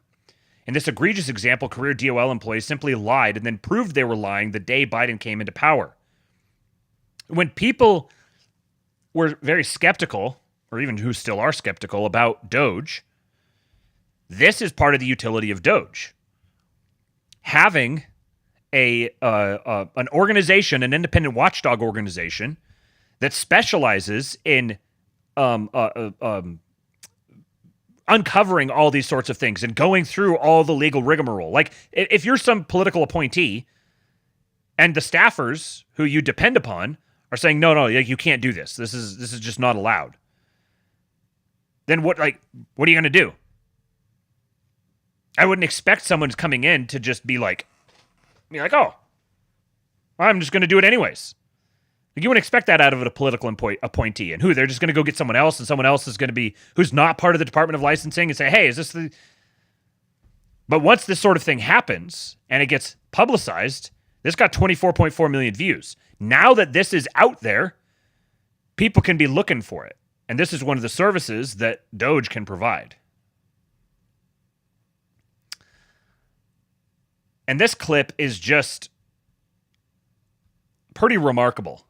I mean, we knew this sort of thing was happening, but now we're starting to get the stories. Mike Johnson is the one telling this story, and frankly, it doesn't make him look very good, and I'll talk about that here after I finish playing it. I apologize for making you listen to Barry Weiss, but it's short, and I probably can't do 1.5, but we'll put it on 1.25. So we'll get over it quicker. Okay, let's talk about Biden for a second. Yeah. You have said that he is the worst. I actually want to quote this, make sure I get it right. You have said that he is the worst president in the history of this country. Worse even than James Buchanan? I mean, didn't say that. Yes, you People- did. No, I didn't say James Buchanan. I No, just said no, the you other didn't say part. James Buchanan. You Oh, said okay. Biden is the Yes, worst yes, president in the yes, history of the yes. country. All right. With all him right. about to leave office. Yes. Do you want to Let me tell revise that, or do you stand by it? No, I do stand by it, and I say this without any personal animus at all. I mean, in some ways, I actually kind of feel sorry for Joe Biden. I mean, he's in the twilight years of his life. He is not, obviously, has not been in charge for some time, and I know this by personal observation, and now the whole world knows it, and it's been very, very concerning to me over the last, year and a half since I've had this Can you position. tell us a story when you say personal observation? What kind Well, I of mean, thing do you see? it's public now because the Wall Street Journal got it and put it on the front page. But January a year ago, almost exactly a year ago, I had been asked. I became Speaker in October 2023, and there were all sorts of big national security concerns and everything going on. And I started requesting a meeting with the president because, I'm kind of old school. I'm a constitutional law guy. The Speaker of the House should be able to talk to the president, especially in times of great national interest and calamity. But they wouldn't let me meet with him, and his staff kept giving me excuses. This went on for like 8 or 9 weeks. I'm sorry, Mr. Speaker, he doesn't have time. What are you talking about? I'm second in line to the presidency. He has time. I need to talk to him. So the story's pretty bad as it is. Speaker of the House is trying to talk to the president, and his staff is like, no, sorry, he doesn't have time. It's the right response. What are you freaking talking about? He doesn't have time. I'm the second in line to the presidency. Of course he has time to talk to me. This story's pretty bad. Oh, it's going to get worse. I can't say the classified parts, but we had some big national concerns at the time that I was losing sleep over. Finally, I just went to the Hill press corps and I said, the president is not being allowed to meet with the speaker. There's a problem. So they started putting pressure on him. Long story short, they finally relented. They invited me to the White House. I show up and I realize it's actually an ambush because it's not just me and the president. It's also Kamala Harris, Chuck Schumer, Hakeem, the CIA director, everybody. And then, so I walked in the Oval and, I know what this is. They're going to hotbox the speaker on Ukraine funding. That's what it was. This is probably third week of January. We sit down, we're in the midst of it, and the whole conversation, and I'm going, we don't need to have this conversation. The president reaches over, just like this, we're sitting right next to the fireplace in the Oval, and he grabs my arm and he says, the speaker and I just need a couple minutes together. Will y'all just leave us alone? And I looked up on the faces of some of the staff standing around the wall, and they're like, oh, no, he did it. So he called it. He's the commander-in-chief. So everybody leaves, and he and I are standing awkwardly in the middle of the Oval Office, right over the rug by that coffee table. And I said, Mr. President, thanks for the moments. This is very important. I got some big national security things I need to talk to you about that I've heard, and I think you know, and what do we do? But first, real quickly, Mr. President, can I ask you a question? I cannot answer this from my constituents in Louisiana. Sir, why did you pause LNG exports to Europe? Like, I don't understand, liquefied presidency, he has time. I need to talk to him. Gas is in great demand. LNG exports to Europe. Why did you pause LNG exports to Europe? So, U.S. liquefied natural gas being exported to Europe. Why did you pause that? So, LNG is not being exported to Europe. Well, that's kind of an odd thing to do. While Europe is getting crushed under an impending sovereign debt crisis, and they're in the middle of, go listen to Alex Craner and Tom Luongo talk about this a couple of weeks ago, about what they did with the natural gas pipelines across Ukraine. I need to go back. I didn't even think of this until just now, but I need to go back and look at the timeline on this again. But so he says, why did you stop these LNG exports from the United States? The United States is selling this product to Europe. Why did you stop us from selling that product? It's actively hurting Americans. I don't understand, liquefied natural gas is in great demand by our allies. Why would you do that? Because you understand, we just talked about Ukraine. You understand you're fueling Vladimir Putin's war machine because they got to get their gas from him, And he looks at me stunned with this, and he said, I didn't do that. And I said, Mr. President, yes, you did. It was an executive order 3 weeks ago. And he goes, no, I didn't do that. And he's arguing with me. I said, Mr. President, respectfully, could I go out here and ask your secretary to print it out? We'll read it together. You definitely did that. And he goes, oh, you talk about natural gas. Yes, sir. He said, no, you misunderstand. He said, what I did is I signed this thing we're gonna conduct a study on the effects of LNG. I said, no, you're not, sir. You paused it. I know. I have the export terminals in my state. I talked to those people this morning. This is doing massive damage to our economy, national security. It occurred to me, Barry, he was not lying to me. He genuinely did not know what he had signed. And I walked out of that meeting with fear and loathing because I thought, we're in serious trouble. Who is running the country? I don't know who put the paper in front of him, but he didn't know. So the reason why, this was January of 2024. So this was a year ago. Why are we just hearing about this now? Mike, why did you sit on this for a year?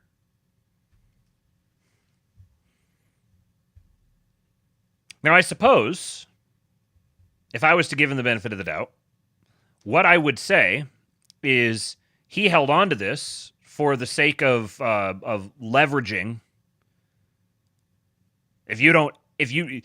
I uncovered this massive scandal, and if you don't give me the things I'm looking for here, whatever, then I'm going to be going public with this.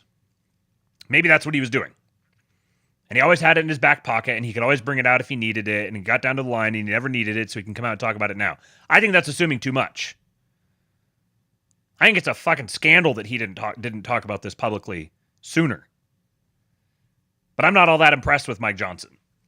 Robert Privas says Mike Johnson killed the abortion abolition bill in Louisiana. He's a snake. Also, why keep this quiet? For leverage to advance himself? Yes. Yeah, same point. Exactly. Yeah, FE Informant says, we all knew, but good God, that's enraging. And I believe him when he says that Biden genuinely didn't know.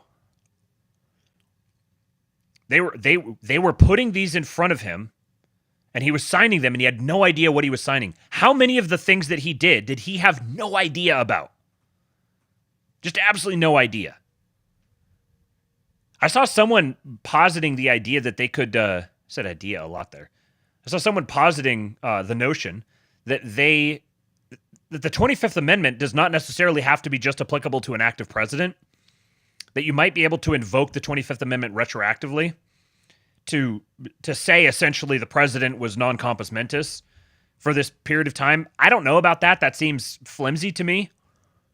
But I think that I don't see any way around us eventually having to go down this road of legal challenges being presented to certain things. I don't have a list of things off the top of my head, but it just seems like it's inevitable that there's going to be legal challenges presented on the basis that, especially with a story like this, on the basis that Biden had no idea what he was doing. He was senile. These were decisions that were made by other people. And those people are going to get rooted out.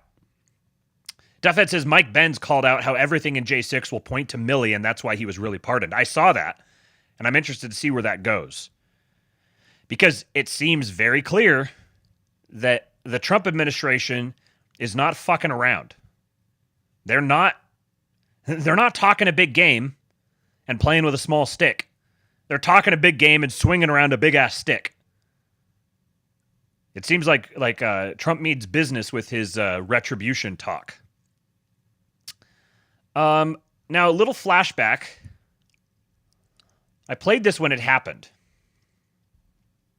My name is Matt Lohmeier. I was an Air Force F-15 pilot, and I was a commander in your newly created U.S. Space Force. I am also the first veteran of the Space Force because under the Biden-Harris regime, I was fired from my command and lost my pension for criticizing DEI trainings that were rampant in the military. Those trainings are still dividing our troops, and thank you for saying you would fire those few woke generals who are a big problem. I'm going to suggest that it might, in fact, require ongoing oversight and a persistent, consistent, watchful eye within the Pentagon to ensure this monster never returns to the Defense Department. Will you consider establishing a special task force office to ensure that these monsters never return to the Defense Department? You know what I'll do? I'm going to put you on that task force. I think it's good. Not going to do better than him.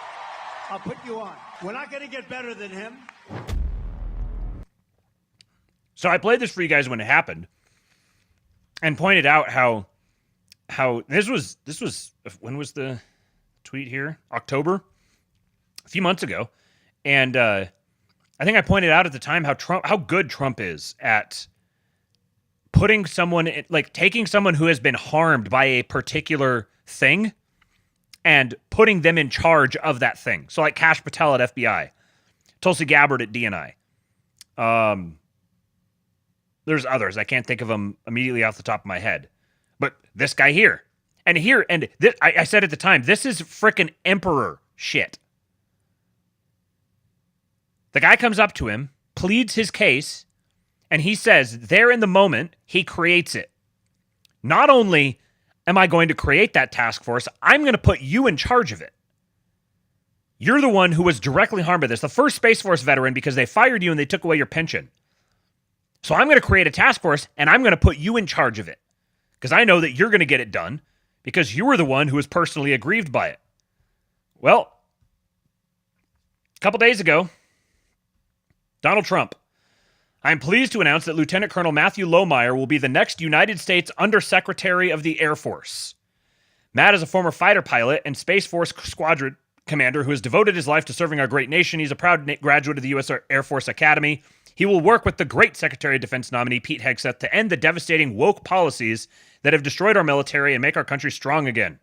Congratulations, Matthew. So not only is he going to create a task force and put him at the head of it, he made him the Undersecretary of the Air Force. This is a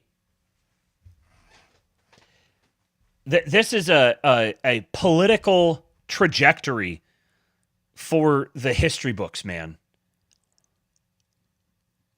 I'm running out of superlatives. It's just crazy how good he is at this. I'm so glad we have him. Another one of his appointees who's been, kind of turning over a new leaf lately, perhaps. Mr. Big Marco Rubio. Donald Trump has said he's willing to. That was an issue under former President Trump as well. Donald Trump has. Audio's really low on that. Let's pull it up. Said he's willing to build migrant detention camps and deploy the U.S. military to deport the more than 11 million undocumented immigrants in this country. It would be the largest deportation operation in American history. Do you support that plan? 11 million. That's an outdated. That was the number 10 years ago. We're talking upwards of 20, 25, maybe 30 million. Well, There's been almost 10 million people that have entered this country unlawfully in the last 3 years. 20, 25, maybe 30 million. I think 30 million is the largest number that I've heard any representative of the Trump administration. That's the largest number I've heard any of them reference with respect to the actual numbers, like with respect to the number of illegal immigrants. A lot of them say 20, 25 million, something like that. I don't know if I've heard anybody say maybe 30 million. Would you support the number varies big time. I mean, it's another 9 to 10 million people just in the last 3 years. The answer to your question is yes. We cannot absorb 25, 30 million people who entered this country illegally. They're here illegally. What country on earth would tolerate that? We don't even know who most of these people are. They talk about vetting them with what? They're coming from nations that don't even have document systems in many cases. Yes, we are going to have to do something, unfortunately. We're going to have to do something dramatic to remove people from this country that are here illegally, especially people we know nothing about. But 10 million, 11 million, that was the number 15 years ago. Today, it's upwards of probably 25 to 30 million, maybe more. Senator, maybe more. Here's what you said about Donald Trump's mass deportations proposals in 2016. Take a look. I don't think it's reasonable to say you're going to round up and deport 11 million people. I don't think it's a plan that works. I don't think that's a realistic policy. So why have you changed your mind now? So, okay, doing the typical gotcha thing. Hey, look at this. Before you said that thing. And, Little Marco was Little Marco for a reason. Everyone's very skeptical of him for a reason. But a lot of these guys here are, like, the critique of them is basically that they're a hollow suit that's just being worn by their special interests. But when you're talking about political appointees, that's a feature, not a bug. If they are a hollow suit to be worn by their patrons, then get the guy who you can wear as a patron. And that's exactly what it sounds like Marco Rubio is talking about. And so here's his answer within that context. So, he could get stuck and hung up on this or just lean into it. Because the issue has completely changed. When I said that back in 2013, when I was involved in immigration reform, we had 11, 12 million people that had been here for longer than a decade. Now we've had almost that number in the last 3 years alone from all over the world, including people that I believe are terrorists, people that I believe are going to conduct terrorist attacks in this country if given the opportunity, certainly people that were criminals in their home country. This is a completely different, this is not immigration. You asked me about immigration. This is mass migration. Mass migration. This is an invasion of the country. An invasion of the country. Big Marco. He's calling it out as an invasion. Robert Prevost is slowly turning around on Marco. I don't totally trust him, but he could be useful. Exactly. That's my opinion on it. Your opinion evolved over time in response to new things happening. He calls it an invasion. And it needs to be dealt with dramatically. And by the way, I'm not a big poll follower, but polls show most Americans agree with us on this. And of course, that was an issue under former President Trump as well. There was just a bipartisan proposal that was put on the table that would put more funding into this. Such a snake. Notice every single one of these is a dig at him, trying to make him look like a hypocrite, trying to undermine everything he's saying. And she starts doing this like, I'm going to get the last word in real quick and then try to change the subject real fast. This is the way they've started like fact checking them in real time. Border enforcement, and he doesn't as let well her. as, limiting asylum. Republicans walked away from that. But let me move on to my next question. No, we can't move on because that's not what that bill did. That bill also created asylum officers who, right on the border, will be able to give people asylum. And you give someone asylum right on the border without any appeal, no judge, nothing, just an asylum officer. They are on a path to citizenship. Okay. That's why I oppose that bill. Your fellow Republican said it was the best deal that they had seen in a long, long time. Wait for this. Which fellow Republican? Senator Lindsey Graham, just to name Senator Lindsey Graham, just to name Okay, well one. then I disagree with Lindsey. That's what he said. I'm not in favor of asylum officers at the. I've never seen this side of Big Marco. I've never seen Big Marco before. He's not letting her do the little like, oh, I'm gonna like stab you under the ribs and then change the subject real quick. He's like, no. You're not doing that. Which Republicans? Who did? Substantiate your claims. Lindsey Graham. Speaking of shoving things under ribs. Okay. I got 4 more tabs here. A couple of these first 2 are just kind of like FYIs. I thought they were good takes. Don't have a lot to add to them, but James Kirkpatrick, during the discourse, the bootstraps discourse of a couple of days ago, which seems like such a long time now, he said, given the discourse, I've never been more conscious of being a millennial. And Indian Bronson, who's just been cranking the good takes out, he says, it's very important that we do not allow boomers and Gen X to do to the Zoomers and beyond what was done to us. As we age, and we are entering middle age now, we need to aggressively push opportunities of responsibility toward the Zoomers. Like I said, I don't really have a lot to add to that, but I think this is a very important point. And the corollary to this is that the Zoomers need to be prepared to accept opportunities of responsibility. Obviously, a lot of millennials are worse off now than boomers or Gen X were at the same point in the same stage in their life. I know that I'm worse off now than my parents were at my age. But the Zoomers have to be willing to accept those opportunities of responsibility that are pushed to them. And millennials need to accept it as well. And then, relatedly, the Andrew Torba shared this. Someone from r/layoffs on Reddit said, laid off today, only U.S.-based employees were let go. Joined the club today. They exclusively laid off U.S.-based employees in every single affected team. Not a single non-U.S. employee was let go. At the company meeting, leadership explained that they do restructuring to improve cash flow. Whatever company this is needs to be uncovered, revealed, and the entire leadership group needs to be removed and replaced. Bizlet says, is the plan to simply make whites go on welfare? Is that the end goal? There are only so many Panda Express jobs to go around. And Andrew Torba said, listen, we need to be building. I've been saying this for years. We need to be starting our own businesses, hiring our own people, and buying from our own people. If you don't like hearing it from me, hear it from Torba. This is the answer. And it goes with the taking responsibility. We need to be taking responsibility to do the building. And in the vein of starting our own businesses, hiring our own people, and buying from our own people, I want to scroll through this thread for a few minutes from Old Hollow Tree. He said, I think this was weighing in on the discourse. He said, I've heard enough. The divide in quality between the young men who say you can just do things and those who say it's so over is too stark. The latter is simply not going to make it. They became adults and were dead on arrival. It's not worth trying to convince them they still have a shot. My time and platform is better spent aggressively boosting the young men who have decided to build something good in our wounded world. Take Owen, for instance. This goofy bastard apparently missed the memo that the world sucks and it's not worth trying to get a wife or own a home. He instead decided to do those things and just become a jeweler, allowing his faith to inform his craft. He's already winning. In 5 years, he'll be in a place of unfathomable success. He looked around and said, what are all these crowns doing in the gutter? I bet I can smelt those down into something better. Absolute king. And this is from Sir Owen of Hudsonia, Owen of Upstate.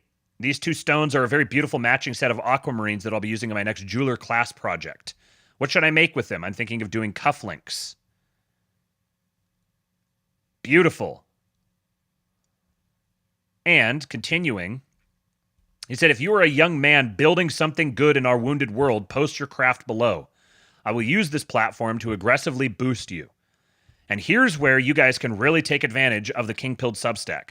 When I go look at the metrics on the post, because I see how many links get clicked and which links get clicked, I better see this one, King Pilled Substack, kingpilled.sub or substack.com/kingpilled. Go to the list of all the links on all the things that I've covered today. It'll be the second one from the bottom because this is the second last tab. Go down, click it, and dive into this thread. The Last Homely House makes medieval-style illuminated books. Look at this. Brilliant. This guy says, I'm 23. Does restoration work count? He said, tell me what's going on here. I'm dumb. He restored a drill press from approximately 1945 because they're cheaper and higher quality than a new one today.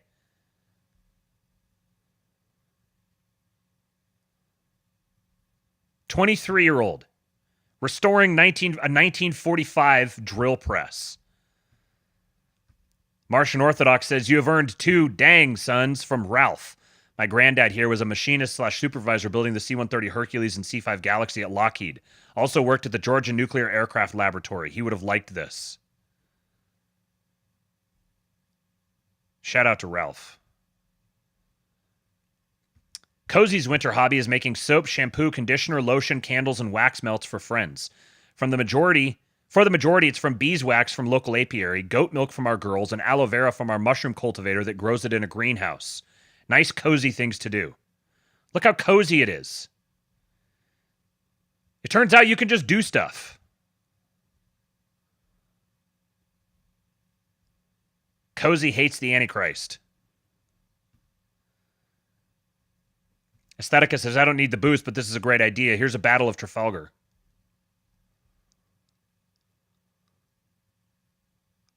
I would hang that on my wall. Kate the Great says, can I show off my husband's work? He's created Catholic men's apparel designs and worked hard on a shop to sell them. Let's go check out Saint Wear Catholic on Etsy. It's opening everything in new tabs.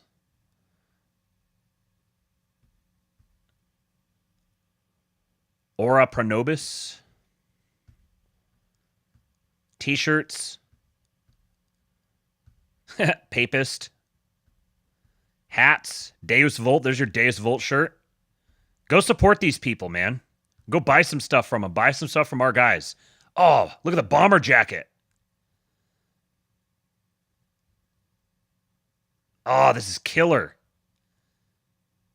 Go support our guys, man. This is how we have to do it. Whoops, didn't mean to stop screen sharing. We're going to keep scrolling down. Here's a big Christmas commission I did. Single pine log, 95% chainsaw, and 5% chisel work around the eyes and nose. You can just do stuff. How much do you think you could sell something like that for? Our hot sauce hobby got popular here, and now we're working on turning it into a business. Kentucky Rebel Scum. They got Hot Sorghum, Original, Blackberry, Skirmish, Green River Ghost. This guy did some plumbing. Good for him. Young lad. 29, woodworking is a hobby of mine. We got a young exennial doing woodworking.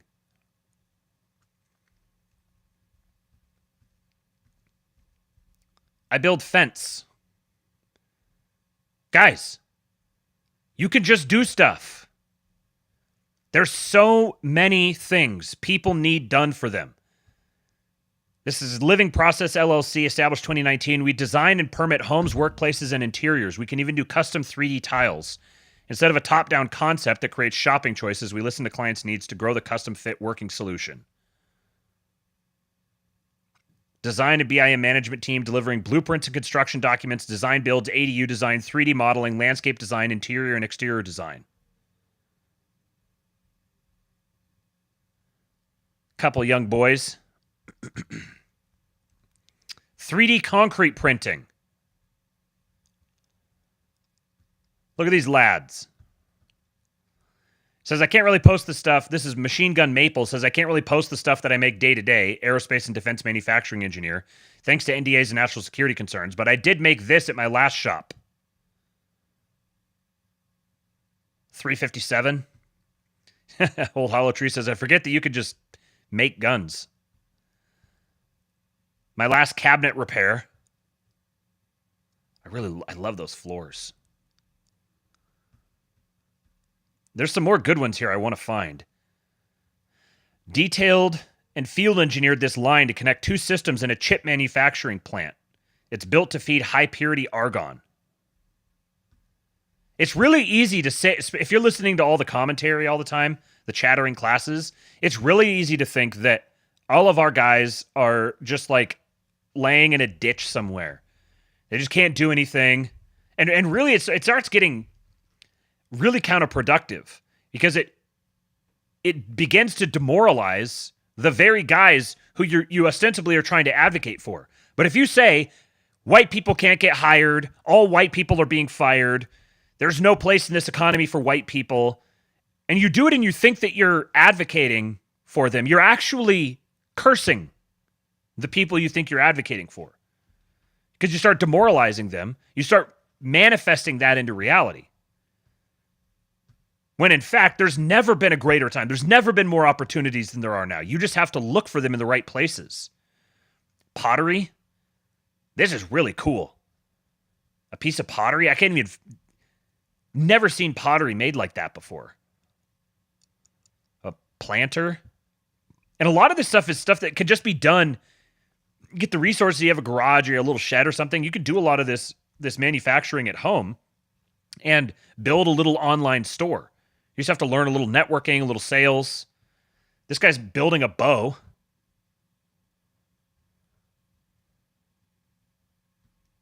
Shout out to these young guys, man. This guy does detailing. Jake Moss. Go look at all of these. I'm not going to go through the entire thread, but go look at all of these. And if there's people who are selling services or goods, go patronize them. This guy's making a video game. Squishy Banana Productions.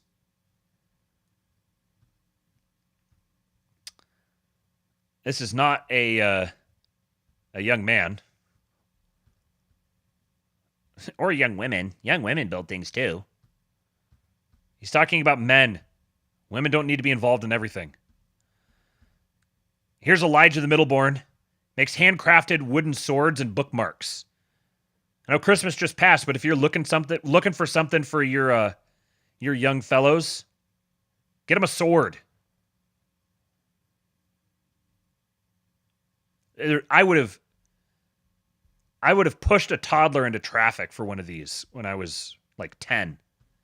Oh, this one's so cool. I restore vintage mid-century clocks, radios, and furniture to like new condition.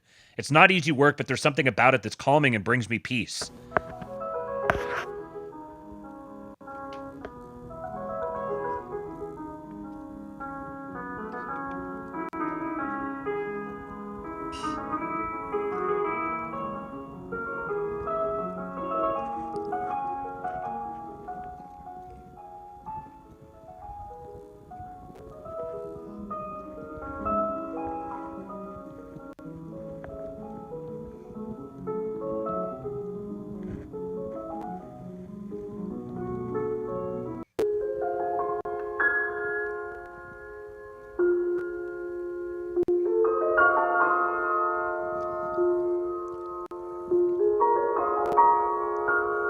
The analog clock is just impossibly cool.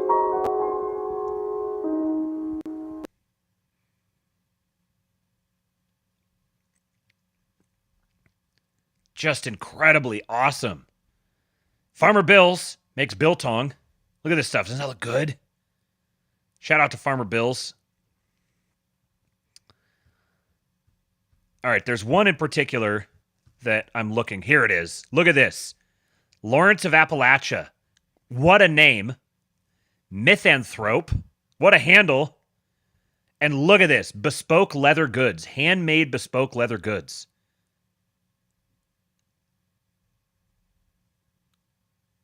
Incredible. Leather-bound notebook. Handmade leather-bound notebook. Billfolds. Wallets. Lawrence of Appalachia. Really easy to remember name. Another welder. Let's check this guy's beads. Yeah, not bad.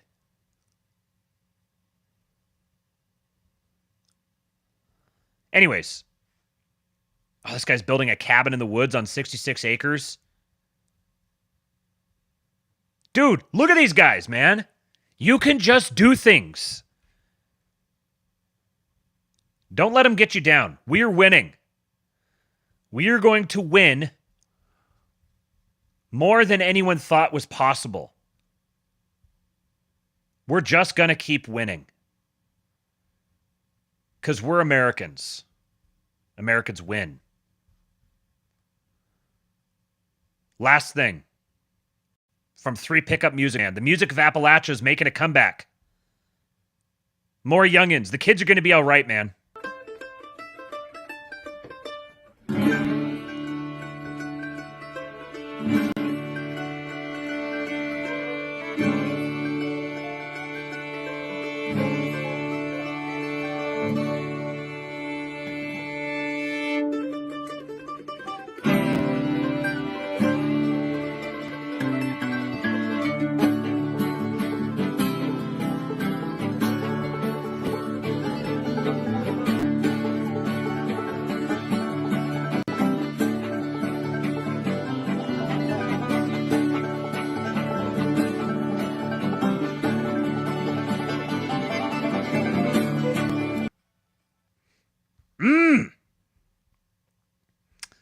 Really wish that was longer than 45 seconds.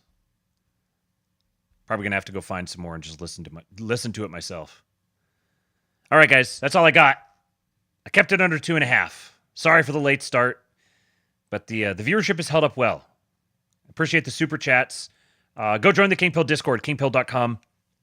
That's going to be the place to be. Got interesting news coming before too long. People who are in the King Pill Discord will find out first. Follow me on Twitter @RealKingPilled.